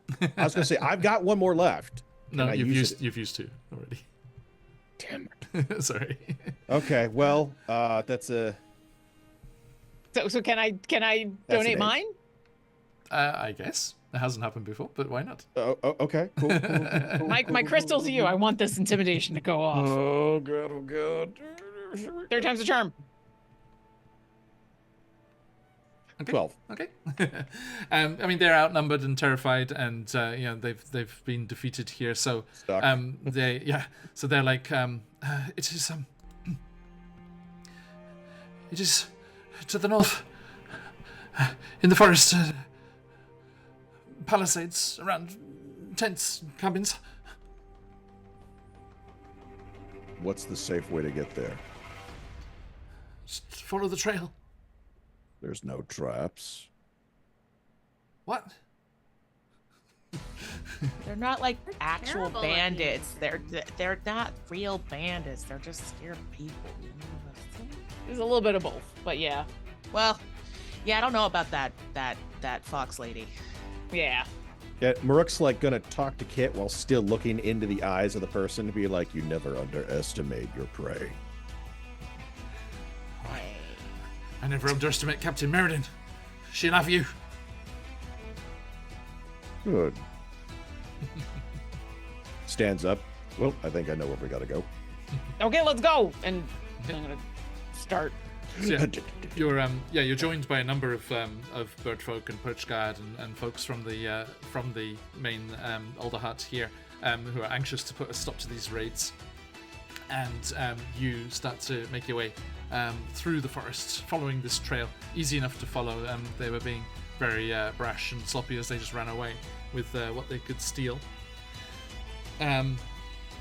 Also, there's a rather splendid-looking little strig knight in gleaming armor, who is coming along with you. You make your way up through the forest, and Wait, that's the guy on the box. literally, yes. That is Riffin the Ash Knight. Yeah. You are not traveling too long, which is why this is kind of like, you know, they've been moving closer and closer. Base of operations as they've become more bold and their numbers are swelling, and after a while, you do see ahead through the trees the encampment that was mentioned. I was like, there's a head in the trees. All right. That's the real trap. So it does it look like it's more settled, or does it look like everybody's still scrambling to get in and get settled after the raid? People Also, have. are there like kids there?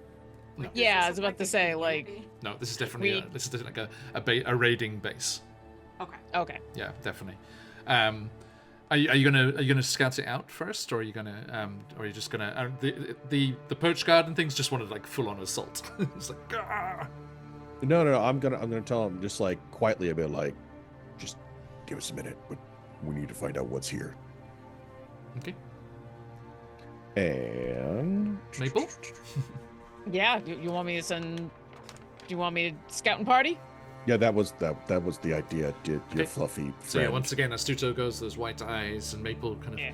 This is Snoot. drunkenly flies off and hovers through. Astuto, you see coming from the south here, there's like a kind of dogleg through the palisades, but there's no like gate that blocks it at all.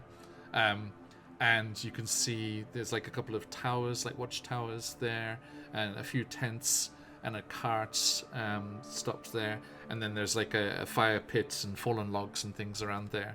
It seems like the camp is not big enough for the amount of people that attacked the caravan, so it seems like other folks had come in from other places, and this is just like a forward kind of base of operations.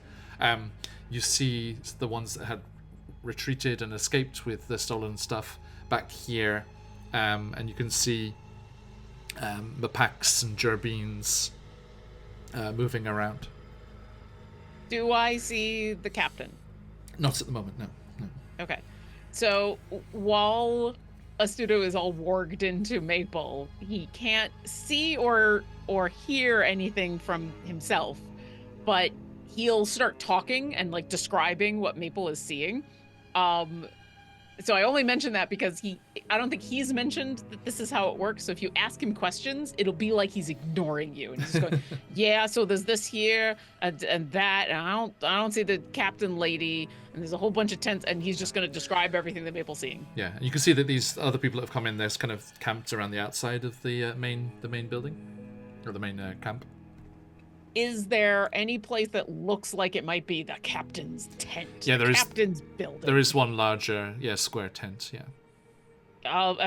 Maruk, I think I found I think I found the captain, at least where they're Where? gonna be, and I'll describe where that tent is. The poach guard captain says, "We will attack the camp. If you and Sir Knight." He's like, "Yes." If you will try to neutralize the. You say you've discovered the location of the captain. This rabble, if they're without the captain, they will fall to pieces. We'll say I've come out of Maple at that moment. I've told Maple, come on back. And I'll say, well, I found the big tent. I found the tent that they're probably in. So it's a place to start. Sounds good. Okay. Well, we shall keep the others off your back. Subdue if you can. We need to know more. Okay. And you start moving forward, and as you do, like the humble folk and the bird folk start to pick up pace, and then the little strig knight in their shining armor just goes, "For Humblewood!" And he just, "Ah!" And they just go start charging forward, and you see. Him. So, do we know roughly how far in the captain's thing is? Like, is it deep into the camp, or is it like, It's not, kinda like I say, it's not a close? huge camp, so it's like 30 feet from the gate. All right, and this place is surrounded by trees and whatnot, right? Yeah. All right. And little I'm races gonna look with at everybody. cliffs and things as well. All right. So basically, but it is surrounded by tall trees. They're kind of big, that kind of stuff. All right. Yeah, I'll show the map to you, and you can see Alright. what Maple saw. Which Is it Astuto on the described screen? in exquisite detail. Ah, okay. And so there's cliffs, and then there's... I'm just going to assume there's trees all around this. Yeah, in the middle of the forest. right. Yeah. Okay. It's full of friendly raccoons. I see nothing. Right? And so Maruk's going to turn to them and be like, all right, you guys follow the night. I'm going to take a different route. Now remember, it's still me. You just don't run. And with that, You might want to give us a little bit more information so that we know who you're so gonna be. with that, after I say that, I use my wild shape, and I turn into a spider king. It's a giant spider with 2 heads. Whoa! Is the CR okay on that? Yep, CR1. Okay. Content warning spiders, but there you go. There you go. That's Yeah. awesome. Right? And I'm going to start basically closest tree. Up I go. Are they from Humblewood? Have we seen those before? Like I Spiders? said before, in the Beastlands here, all wild shapes are on the table. Yeah, that's true. Yeah, it's all good. But thank you. Hence why I chose it, because he said I know them. So, Yeah, Yeah. I was just like, what and is- my I've objective never is heard of that. essentially Yeah, to go from tree to tree to tree to like get close to the captain's tent, and also keep an eye out for them as they're going to go do their thing. Okay. My thing is way less stealthy. Yeah, Astuto's gonna pull out his sword, and you'll watch as kind of his normal kind of hesitant posture straightens up, and he plunges it into the ground, and there's the ringing noise again as he's gonna activate his blade song, and he's gonna stamp, and then charge. That's and really cool. and This is yeah, my first time seeing this. it's very much kind of a bullfighter stance. It's very much all of a sudden his chest is puffed out, his ears are straight forward, his sword is vibrating, he's got it kind of behind him. He does the full-on Naruto run with his 10 more feet. He's got 40 feet of movement now, and yeah, he's gonna blitz towards the captain's tent. Okay. Just trying to see if we got a Spider King. Okay, we don't have a picture on it, but there is a token. There you go, Maruk. That works. He's so big. Is that going through the gates Lord. there, Maruk? No, I said I was climbing the trees to like go around on the trees to make my way to the captain's tent. Okay, it's kind of up here. Yep. Okay, so we'll say you come in from that side. As far as Yeah. the gate's concerned, who's going in first? That seems to be Astuto. Okay. Or the Probably knight. me. Yeah. It's like I was gonna, but a student just blew on through. Yep. Yeah. Okay, so we'll say, yeah, Thistlesoot and Kit, you're behind there. And then, can I get some initiative, please? Sure. Initiative. Studo might be excited. Like this is only the second time he's ever done this, and he might be extra excited about all this. Does it give me anything for the initiative? It does not. Definitely not going in the front. Uh-huh. 18. Okay. Let's see here. Astuto, 18. Sure. Okay, I have a 21. 21, I have a 19. 19, 6. and a 6. Okay. That's that cleric initiative, man. Oh. Oh. Okay, so you are first, Maruk, as you go diving in there. All right. So, And, is sounds there of- an obvious captain? Like, because there's the captain's tent, and they're all starting to muster. So, is there like an obvious? As you go clambering over the side there is a shoof as an arrow whizzes by and embeds itself in the earth next to you there, you can see the out of the greenery and the parts around the tents there. These 5 Mapak bandits come charging forward. Okay. So I guess D's the closest to me, right? Yeah. All right, cool. In that case, I'm going to use my web. It's going to be a ranged attack. And let me see if I hit first. So this goes through. It's 30 to 60 feet, so I definitely hit him. I mean, range-wise. Okay. And roll for the attack. All right, so that's gonna be 7, 8, 9, 10, 11, 12. That's a 12. Oh wait, What's the plus? 13, 14. What's the plus hit? Plus So 7? good at math. I've got a plus. It's got a plus 5. Have you got the stat block no. for it? It'll just have the regular stat block. Yeah, there we go. So regular stat block to It hit should with it the should have charge its, is has the actions that plus it has. 5. Sorry, so it's. What did I say?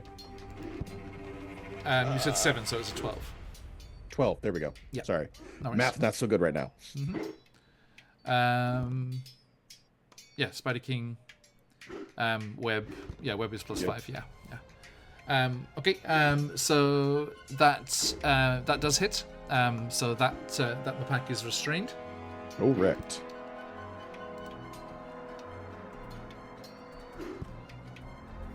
And Excuse my spelling. Mistyping. let's see. So they're restrained. Yep. And any movement? Let's see. Yes, I'm going to take. Yeah, I'll just boom and be on the tent. Yeah, on top of the tent there. Yeah. Oh yeah, being this giant menacing spider just Right? Yeah, you can see there's a certain desperation about the bandits. You know, they're just trying to fight and to protect themselves here. Okay, That's so the end of my turn. kids, you're next. Yay. Whoa, sorry. That was ill-timed. I am going to... Hold on, 30 feet.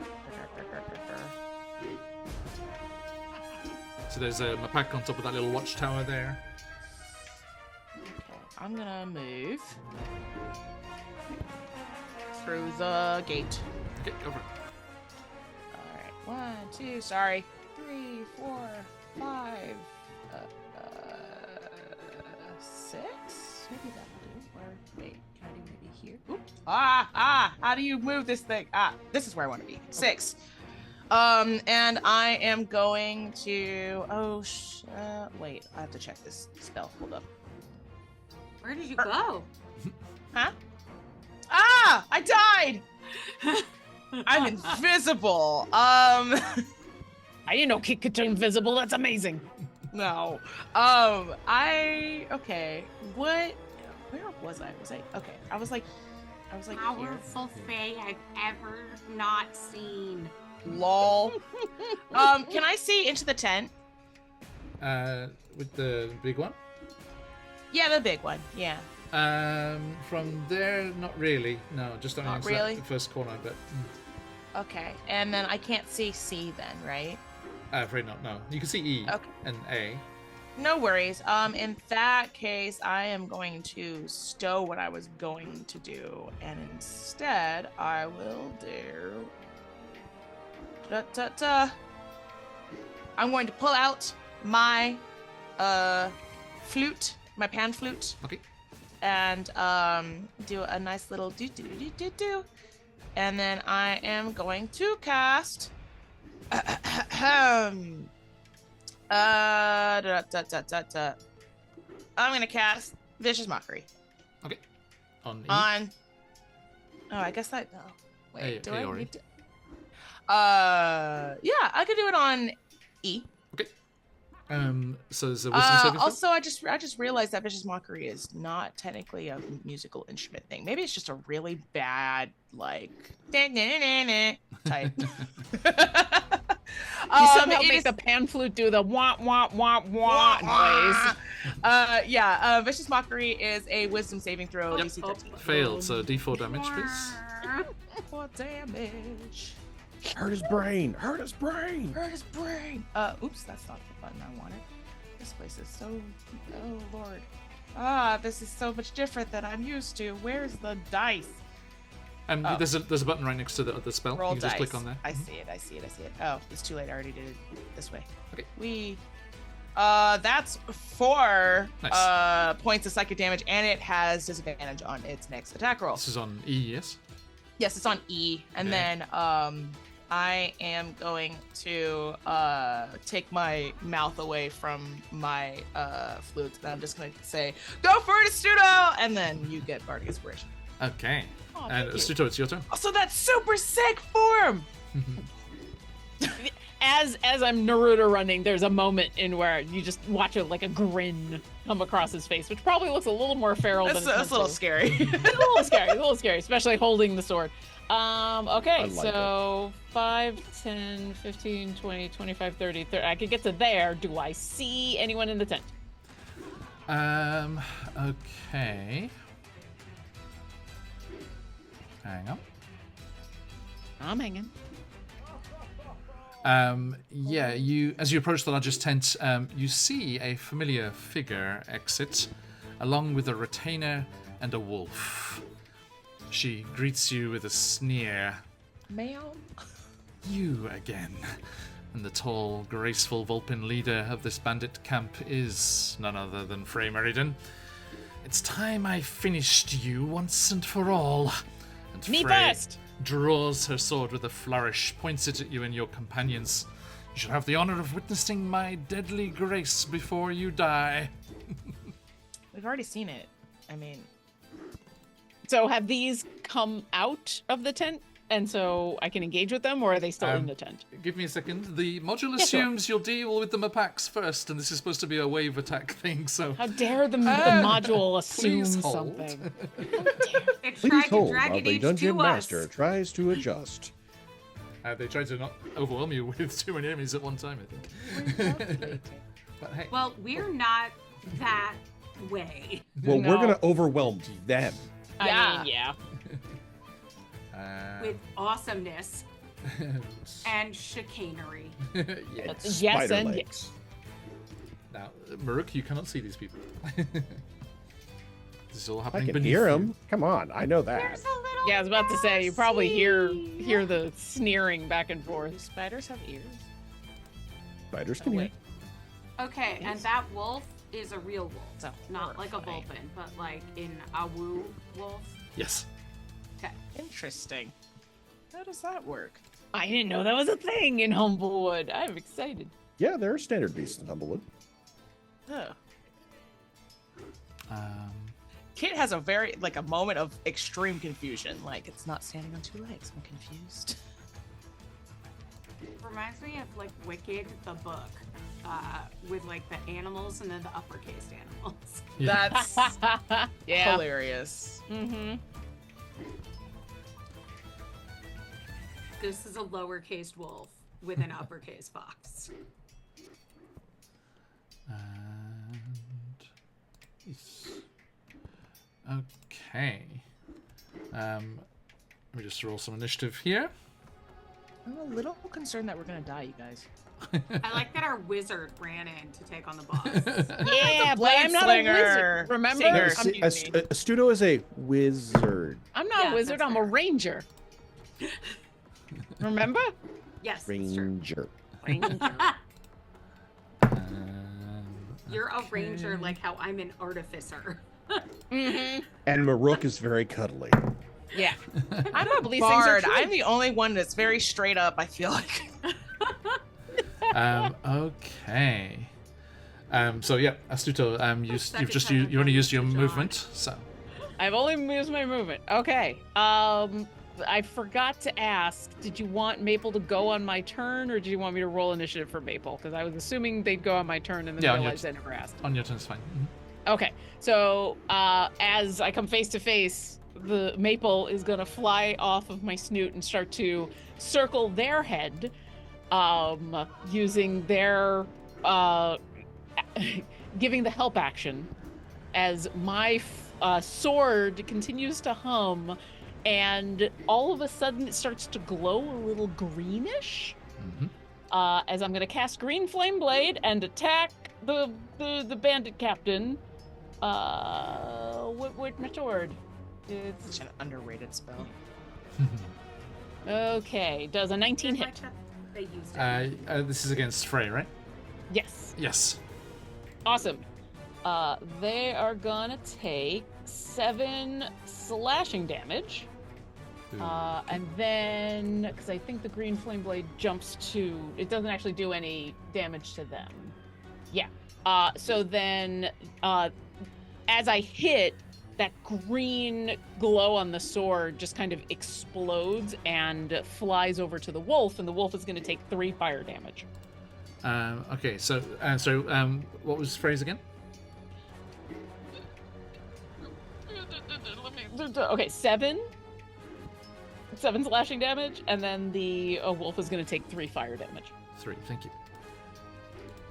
We're thinking who's burning down the forest. Okay, anything else? Anything else? Nope, that's it. And I stand there looking real proud of myself because this is the first time I've really made this all work out.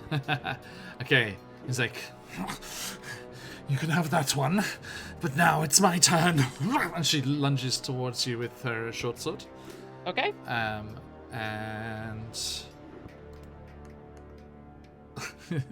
and that is a hit.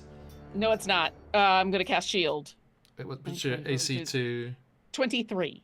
It's still a hit with a natural 20. I'll still Oh, it's a natural 20. I'll It's still a cast natural shield. 20. Oh, shoot. Can I see her? That was 24. Can I see her? Yep. Oh, so close. No, she doesn't. Silvery barbs. Okay. Who gets the advantage? I guess. I'll give it to. Oh wait, no, you're a cleric. I'll give it to. Maruk. Yeah. Yeah, I'll give it to Very Maruk. excited about Okay. it. Yeah. The reroll was only a 15, so that misses. And I'll still have cast shield because Yep. I said I did. So her second attack is also a natural 20. Sorry. Oh my god! Sorry, I can't only do it once. listen, the fact that I only have to eat one of these, I'll take. That is 10 piercing damage. Yikes. Well, the cleric's going next.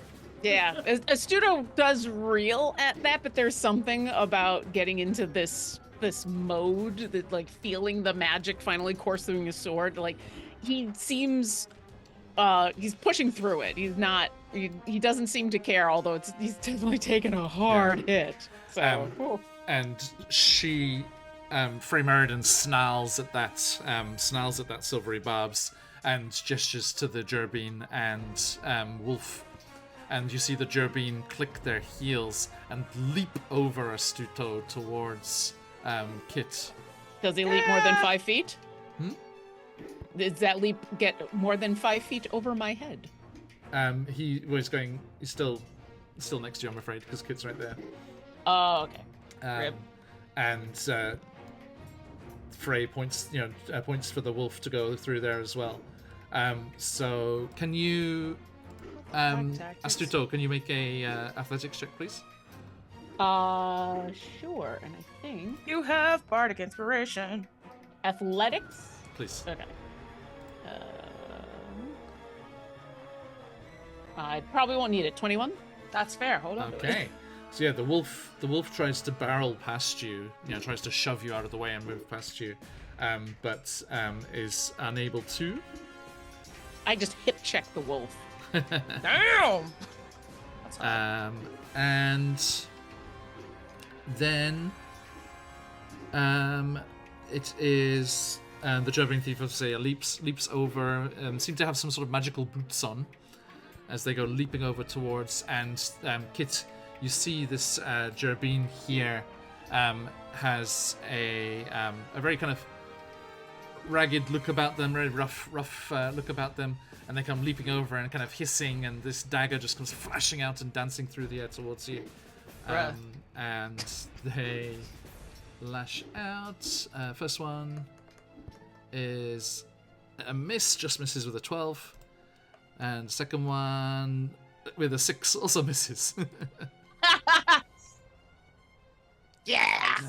I'm hard to hit. I don't know. What can I say? I think maybe they're slightly taken aback by their first Harangon. Like, what are you? I kind of like pull my flute away and I'm like, oh, why are you hissing at me? But Maruk, what's the escape on that restraint, please? Let me grab it real quick. All right, they have to DC 12 strength test. The restrained Mapak is unable to escape. Nice. But the others do come charging. This one comes charging around the corner of the tent to you. There. Okay. Astuto. And they have a short sword. Yeah. Okay. My AC is currently 23. Yes, they needed a natural 20, and they did not get one. Let's see what That's good. I've already eaten 2 of those. Well, 1 of those thanks to Kit. So. Right. Another one will also come running out here. Oh. But again, these are natural 20. One's trying to get in the front. That's a 15. Nope. Your AC is high, man. This one. That's the what final do. 2. This one will come running over here, leap up onto the wagon, and then the one there, and will shoot at Kit. Why? Go away. Short bow. That's only an 11. Misses. Right between the ears. Yeah, Kit, you find yourself quite swift on your feet there. This other one will come rushing to the edge of the guard tower and shoot down at Thistle Snoot. Short bow. Go. That's only a 14. Misses. Okay. I was going to say, is that E? Because he has disadvantage. Oh, thank you. Yes. And Thistle Snoot, your turn. Oh my gosh. Okay. Oh. Maruk on I deck. think I need to go help my friends. So let's Help go. us, please. 6. Sounds good. Although, no, if I go here, I can maybe get these in the packs down to me. So I'm gonna do that, and I'm going to, let's see, 5, 10. Yeah, I'm still within 30 feet of all of you because we're all grouped up now. So everyone is blessed. Nice. Heck yeah. Hashtag And- blast. Hashtag blessed. And I was not, Plus a D4 on attacks Going. and saving throws, right? what was that? Plus D4 on attacks and saving throws. Yep. Okay. Yes. As long as I have concentration. Nice. And I was not planning on using a healing word in a combat, but I think I need to. So, But I had to go rush forward and take 2 nat 20s for you. Well, 1 because of Kit. So hey, hi. yeah, so I'm going to pop a healing word over on my good friend Isuto. Thank you.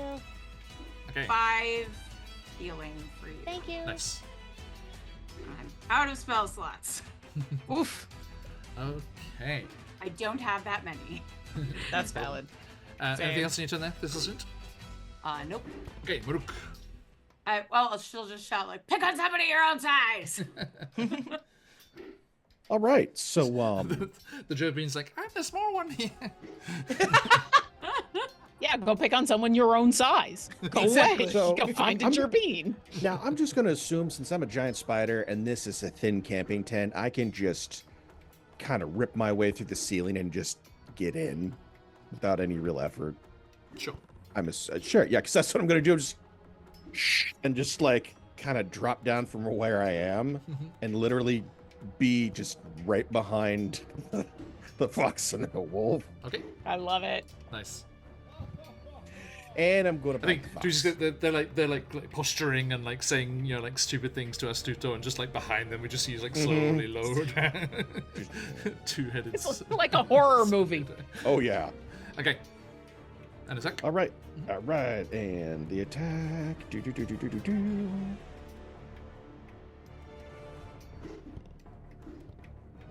5, 6, 7, 8, 9, 10. And wait, we're blessed, right? Yes. So I get to add a D4. You also have advantage. Oh, I do get that for it. 14. We don't do flanking here, right? Afraid not. Sorry. Oh no, I do have advantage. Yeah, Right, you have advantage forgot. from me, dog. All right. So 1 second.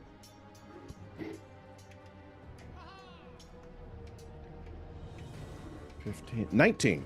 19 against the Vulpin. Yep. Okay, that hits. Yay! Okay, and the bite. They need to make a DC 11 Constitution saving throw. Okay. Frey. Constitution. Night vision. That is a natural 1. All right, so then I will roll the regular piercing damage first. All right, so D8 plus 3, so 6 piercing damage. Okay. Okay, and then 2d8 poison. Jesus. Nasty. And that's 9 poison damage. Yeah. All right. And Let's fray onto their last let's legs. see. If the poison damage reduces them to 0, well, they're not. Nope. Okay. The target is stable but poisoned for 1 hour. So they do have the poisoned condition. And that is my turn. Okay. Oh, that's if they're reduced to 0. If the poison damage reduces the Reduce target to them 0 hit points, the They're target is stable stable but poisoned. Okay. Never mind. Okay. Thank you. And that brings us to Kit. Okay, I am gonna scoot. I'm gonna be like, cool, yeah, excuse me. I'm just gonna go, right here. Thank you. Can I, okay. Can I see? Oh, actually I can go here.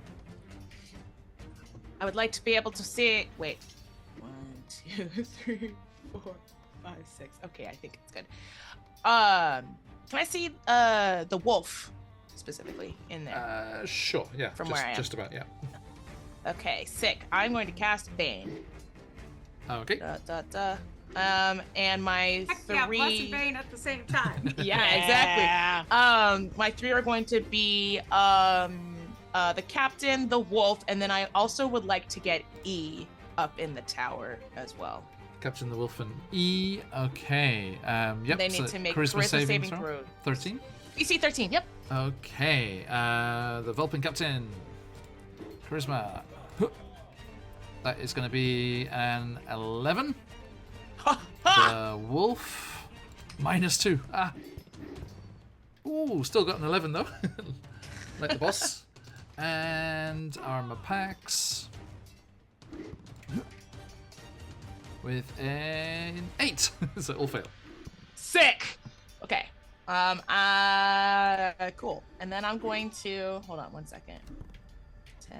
Okay, so I am going to use my rabbit hop feature to as a bonus action. I can jump 10 feet without provoking opportunity attack. So I'm gonna get out of there. Okay. I'm gonna go big hop here. That does not affect my movement, so I should have 4 more squares I can move. So I'm gonna does that avoid opportunity attack? Yes, it does. Nice. And then I'm gonna leave. I'm gonna go. I'm gonna be like, I have to maintain concentration. 1, 2, 3. Actually, this is fine. I'll just stay here. Okay. Thank you. I'm gonna give the rest of every. Concentration spell and leave. I make a concentration spell and I run into the fray. Yeah. Well, you're a cleric, so. Noted. Okay, Astuta. All right, my sword is still glowing green, and Maple is still flying around this bandit leader's head. Is a 19 to hit? Does. Okay. They are gonna take only 3 slashing damage, and Okay. the wolf, once again, as the fire goes on over there, is gonna take 3 fire damage. Okay. And I'm done. Nice. I'm in that spot and where I'm just doing the thing I'm supposed to be doing. Okay. The Vulpin Frey Meridian says, "Your fancy tricks won't save you." And I have fancy tricks, everyone. I'm so excited. and goes to swoosh with the sword. Is she ignoring the giant 2-headed spider that just bit her? Apparently. I mean, that's My- nothing. I've got fancy tricks, Maruk. I'm fancy. I've got 2 heads. And You're also, both fancy, also ladies. ridiculous AC for a wizard, so that does not hit. Well, so I haven't. I do need to cast shield again. Does but she even hit with, me? even without shield, you have 18. That's crazy I do for a have wizard. 18. Okay. That's what I was looking about. Okay. All right. What's that better from? than That's mine. huge. Is that just with your blade song on, or is that all the I've time? with my blade song on. I get a plus okay. 3. So I've got mage armor and a plus 3 to the blade song, and then if I cast Got it. shield, that gets me up. Yeah, I remember That's why. this. That's why Studo ran into combat. Crazy. That's Okay. my Tank's a jam. wizard. Okay, and You're a then Gandalf wizard. just right, and then just like snarls angrily and just kind of goes a bit crazy and actually just tries to bite you. All right. But misses. Just like bounces off the blade as you kind of like as the flame It's- kind of like swooshes around or something, right? It's less even off the blade, and it's more Studo's just standing there, and as she lunges, he just turns to the side and turns That's to the hot. side, Yeah. and it's very much a bullfighting stance. It's very much he's a Paso Doble blade singer. So Right. Nice. just everything is a dodge. Muruk, what's the Spider King's AC? Spider King's AC is 14. Okay, so the wolf lunges for you to bite, and with its pack tactics minus the D4 is still 17. That's so fine. you take 8 piercing damage. Okay. Those pack tactics kick us. Ah, ha, ha. Yeah. Also, yeah. Wow. Sorry, 44 hit points at level 2 is just fucking insane. That's too many. That's almost twice as much as mine. Okay. Let's have a look here. And the Gerbine Thief is going to go for you, Thistleshoot, with the dagger. That's a miss, and second one hits. I'm going to use Ward of Shadows Okay. to impose disadvantage on that Okay. Nice. as I go. The lower one misses. Nice. As kind of like a cloud goes across the moon, and you just kind of disappear for a moment. It's like looking around, like trying to find you. Okay, and that brings us to the packs.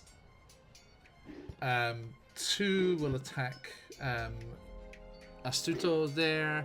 1 will try and escape from the restraints. And manages this time. Boo. So get rid of that. And comes running out to you, Thistlesnoot, but can't do anything this turn. The other 2 will come charging towards Kit. That's too many. I did not do that. Ah. That's a mean, And that's a kit. Eric and I are hoping to take down the leader and make them all scatter. So that's our- Astuto against you first. okay. Short sword. Swing. Beats it. Shield. Nope. Okay. Boom. Fuck 23. the arcane force. Okay. Second one misses. And then the. This is what I use all of my spell slots for. Yeah. Thistlesnoot, give me a Constitution saving throw, please, for concentration. DC 10. That is 19. Okay, no problem. The 2 attack Kits there with the short swords. First one hits. Now. Let's say minus a D4. Hang on, might miss. Oh, just hits Why'd I still. have to make that? I didn't take damage. I thought you took some damage, right? Oh no, because you did the disadvantage thing. Yeah. I mean, it's fine. It worked out. I was Sorry, just curious. before the disadvantage it hit. Sorry. Yeah, I was like, wait, did they do a weird thing to me that is a secret? So yeah, Kits, you got 2 hits there, I'm afraid, from the short swords. Boo. That is a total of.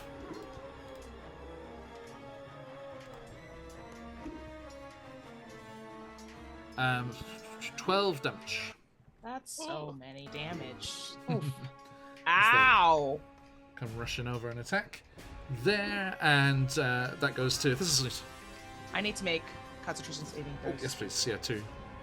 10 each. 2, 10 each. 17, and I can't see that. 25, natural 20. Nice. Mental fortress. Yeah. Okay. That's the first time I've been hit, I think. This is- in all of our fights. All right. This is it. How about it? I can't see in the dark. I'm not going to blind everyone here.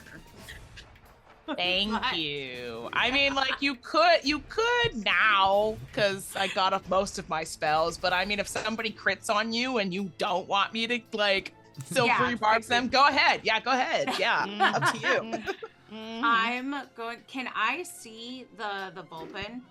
Yeah. I would like to toll the dead on her Oh, cool. because she Yeah. escaped my tolling of her death before. True. That was a Oh, it's amazing. wisdom saving throw, right? Yep, DC 13. DC 13. And she's Okay. pained. And she is baned. Yeah. Okay. So I will roll in chat. I'll roll the d4 now. That is a 2. Ah! So she needs. So it makes it DC 15. Let's say, right?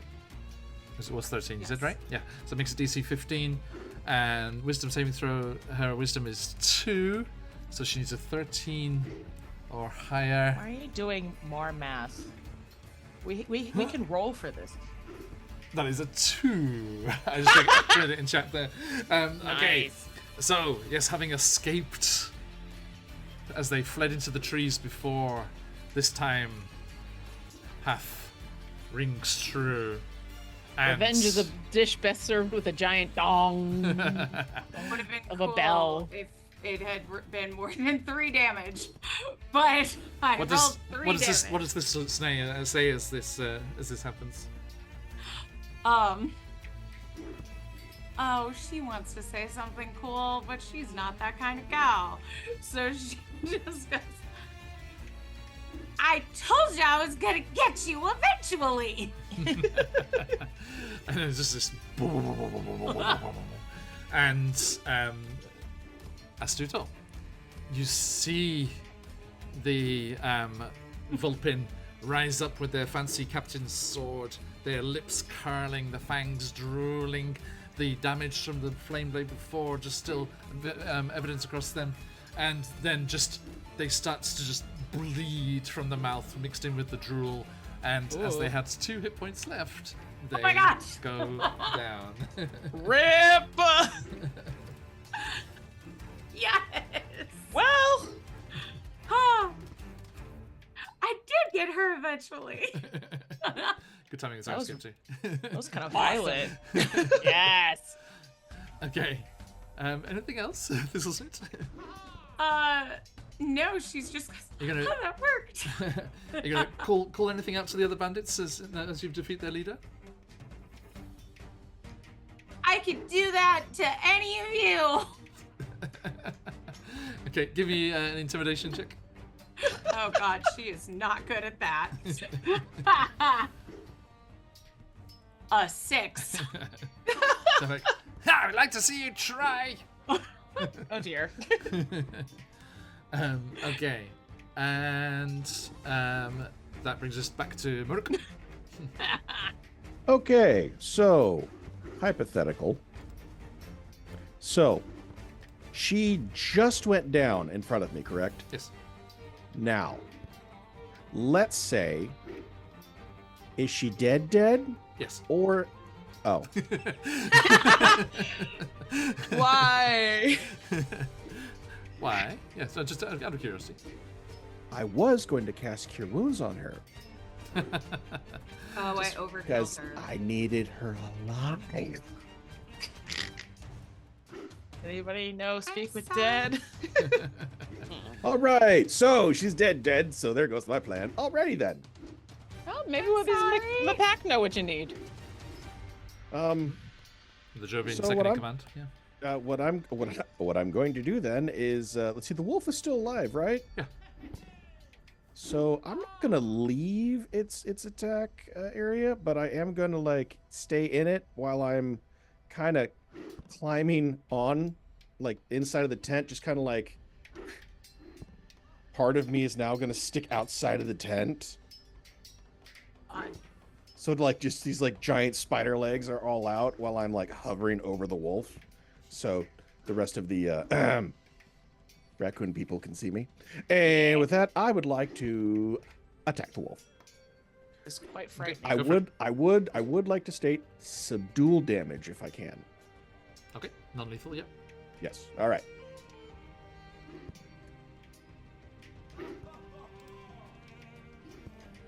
Oh, that's a nat one. Oh, I'm afraid that's not going to do it. Okay, thank you. Kit.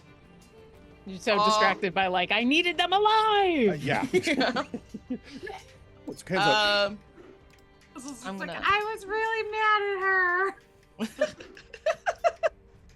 at her. Kid is gonna draw their staff and do a cool like twirl move and then slam it into the ground. I'm gonna cast Thunderclap as I yell at the Mapex. That hurt! It's a Constitution saving throw, 13. Okay, DC 13. They're not very good. A gets a 4. And Okay. E gets a 9. Beautiful. Yeah, let's swirl. Da-da-da-da. Oh, max damage. 6 points of thunder damage, and it's very loud. It's Yeah. real loud. It goes boom! Yeah, amazing. Okay, E was already injured, so they are actually destroyed by that. They're just thrown into the ladder, and they're just like hanging like akimbo in the ladder, like just Rip. gone. Yep, gone there. Okay, thank you. And is there anything else in your turn?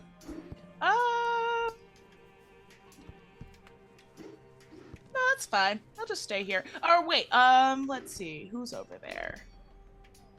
I will give my last bardic to. Do you still have it, Astuto? I still have it. Okay, I'll give it to Thistle Snoot. Okay. It was just very cool, and you were inspired just because that was like sick. Nice, thank you. Okay, and Asuto, your turn. I'm gonna turn to C and B. Do they look at all like they might be ready to run now that their leader has gone? They look perturbed, and they might have if Thistlesnoot hadn't been so adorable about asking them to leave. Okay, so they need a little more convincing. So You could also Astuto's- try. Yeah. Oh well, I'm gonna try with a spell. So Astuto's gonna turn to the two of them and go, I think it's time for you to run now. And he's gonna sweep his sword across his front, like super fast, and there's gonna be a thunderous boom as he is gonna cast Thunder Wave. I need the two of them to make Constitution saving throws DC 13. It's a Okay. cooler version of my spell, I guess. Whatever. I was inspired by you. Yeah. B meets it, beats it. Okay. The one that failed takes 6 thunder damage. Okay. The one that succeeded and is pushed 10 feet away. The one that succeeded takes half, so three thunder damage. Okay. And can you make me an intimidation check, please? Doesn't that hit me too? No, because I No, can because aim it's it. just a cone, I Oh, think. okay, good. It, Okay. it is a square that has to Okay. emanate from me. Yeah, so you're on the edge of one of the edges, yeah. Intimidation check. So that one just gets blown back into that tent, just slams into that 9. Yes, it's Okay. only a No, 9. sorry, I was letting the spell speak for me. Yes. Okay, thank you. And actually, now that C has been blown away, I will move there. And I'm done. Okay, the wolf will snap at you through the entrance there. Okay. That's a 19, but that's not going to be it, right? Have you got? No, that'll actually hit Oh, because well, I'm out of actually, spell yeah. slots. So... Did you do the Bane? Oh, thank you. Ah, there you So go. if I get a 1, it's still okay. That's a 3 though. Okay, so yeah, they seem to be sluggish. Some sort of fey carnival music playing. a little calliope in the background. Yeah. Okay, the wolf then gets its actual turn. It's just gonna desperately just try and bite at the Spider King. Okay.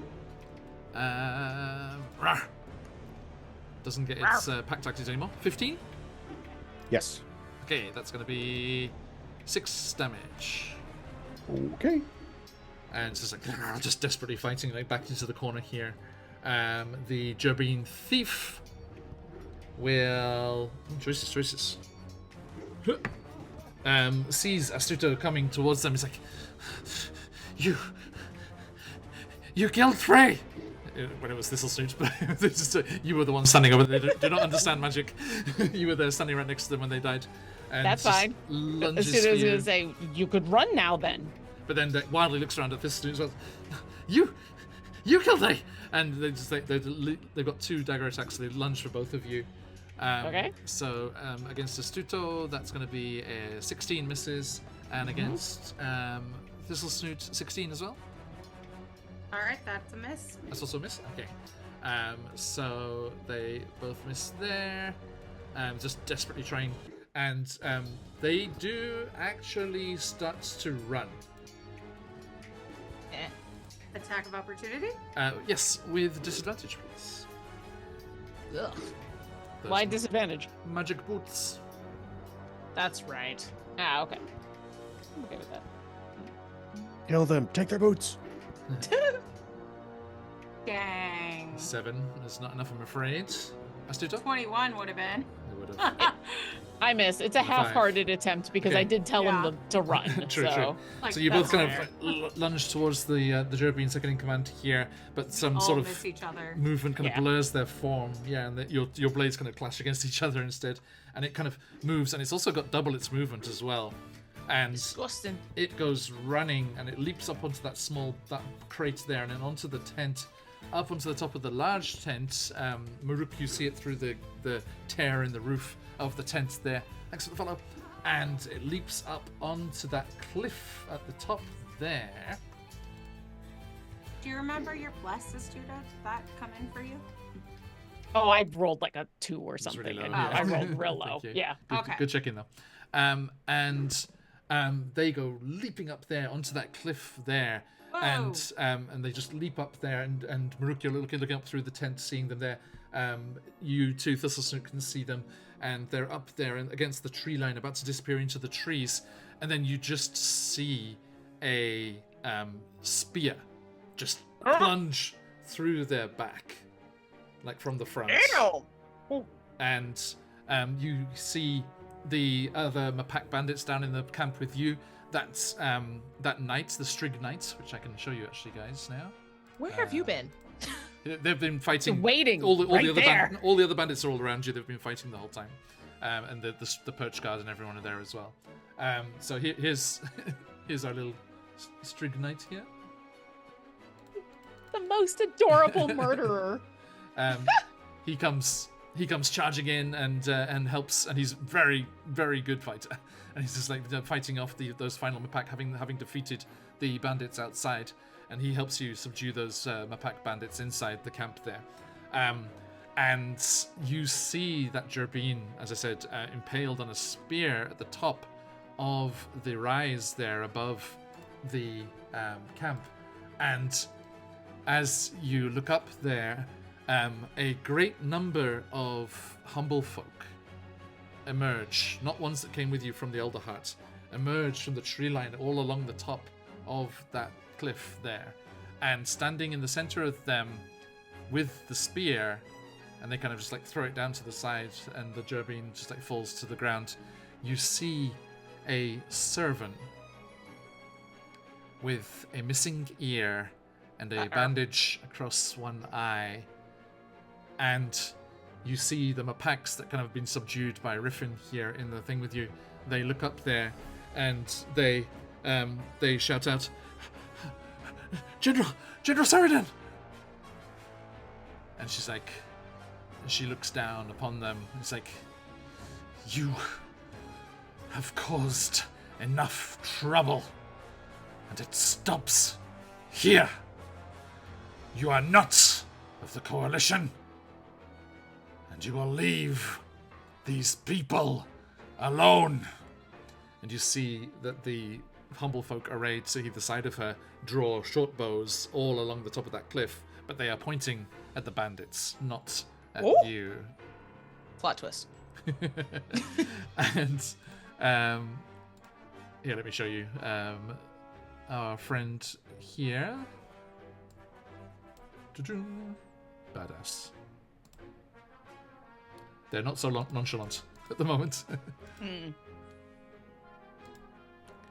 But yeah, you see the eye patch there.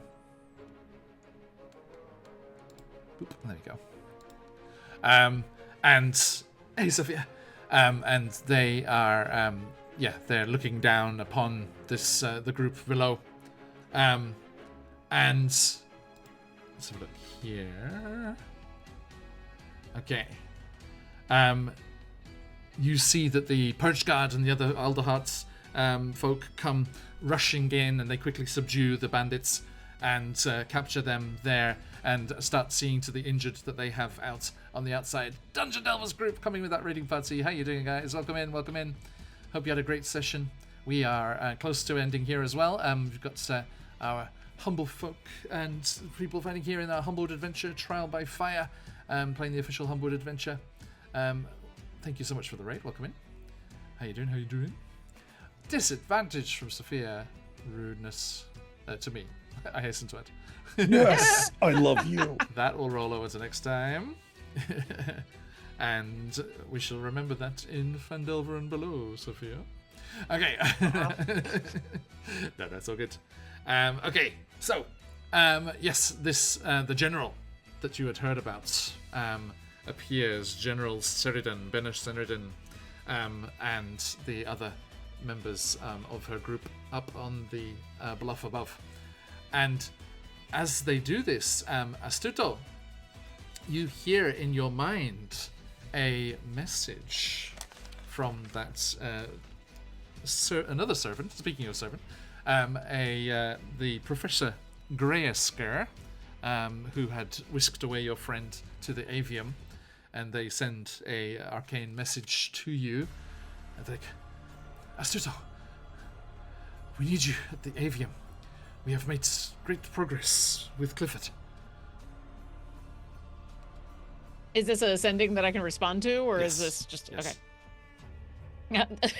As the blade song kind of finally dies and Astuto just kind of wobbles a little bit, all the energy gone, and now the bravado just kind of sinking away, and he goes, okay, you can't just tell me what it is going on. I guess not. Okay. I need a nap first. You can rest here. Okay. Good. I'll be there as soon as I can. And they're like, yes, you will. And Kits, Maruk, Thistlesnoots. Astuto looks to you and it's like, what do you say, Astuto? One sentence. I don't know if Astuto is expecting to be teleported. I think he Shoop! thinks And they he's got disappear. I think he looks at everybody and goes, so I guess we're going to the Avum. And Astuto disappears.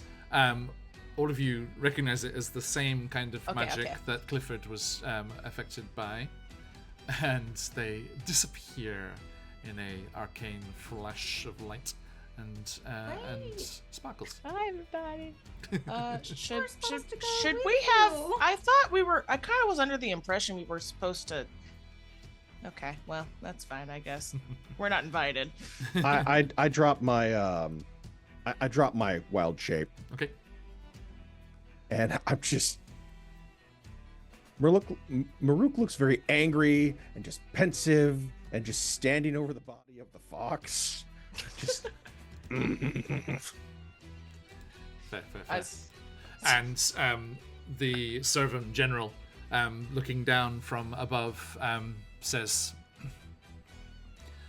all is not as the Birdfolk Council says it is.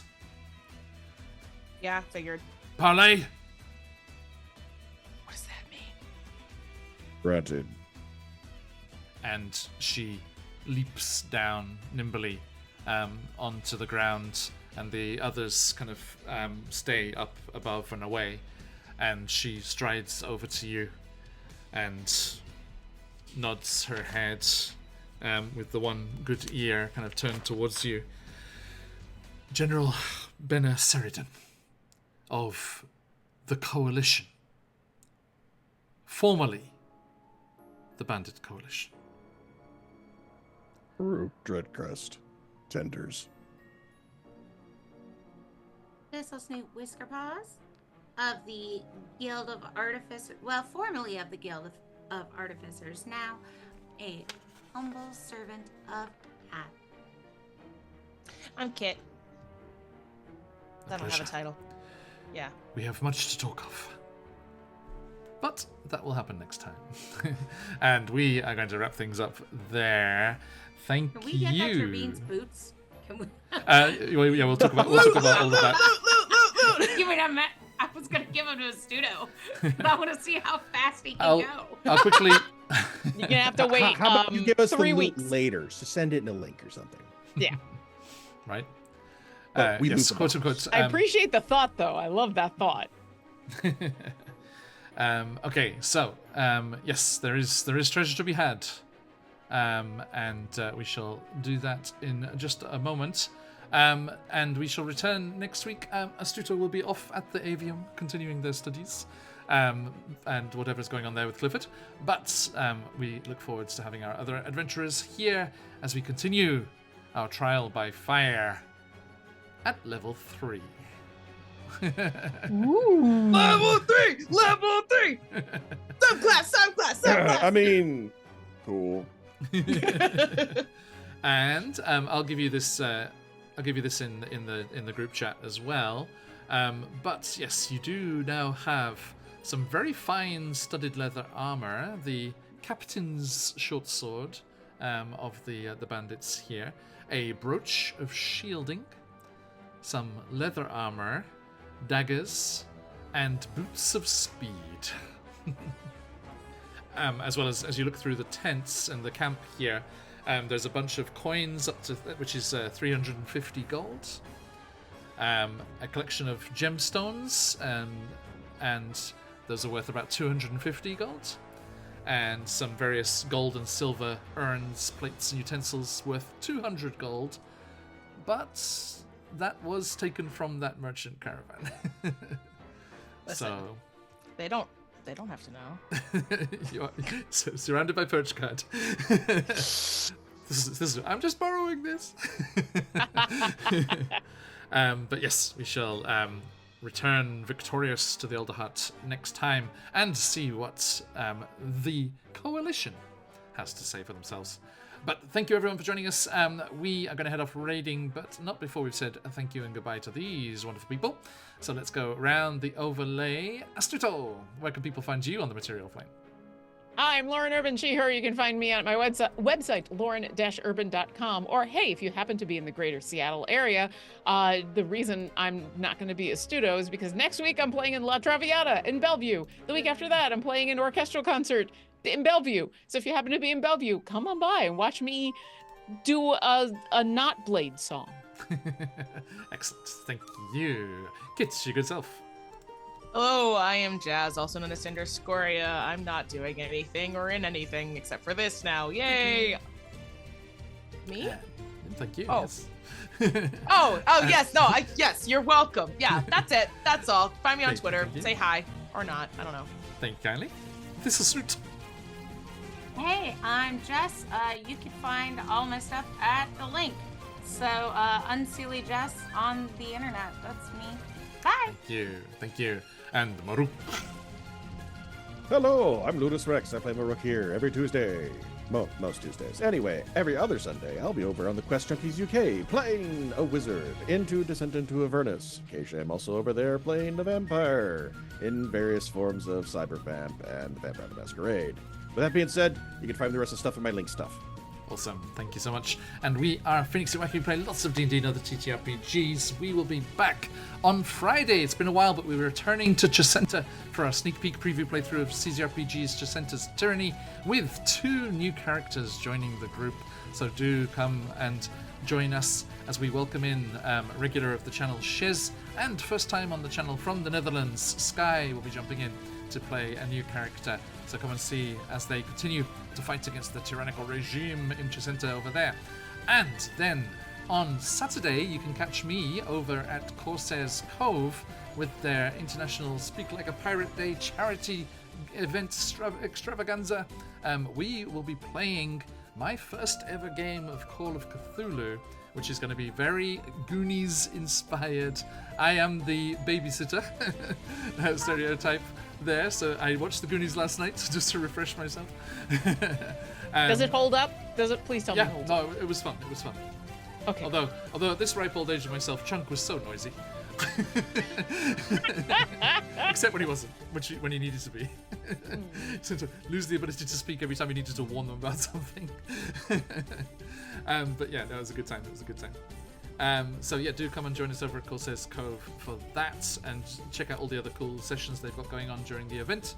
Lots of great guests coming and playing for them.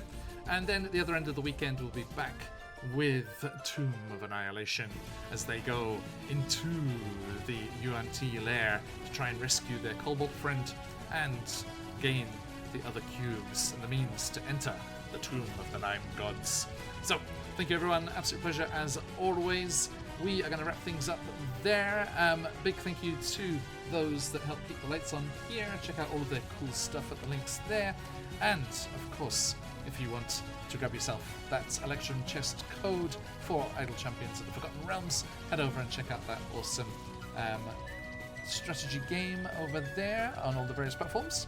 There's the link there and the code. That's going to be valid for a week. Have fun with that. And we look forward to seeing you all again very, very soon. But till then, stick around for the raid if you've got them. Let those phoenixes fly. And until next time, as we say around these parts, bye. Thank you.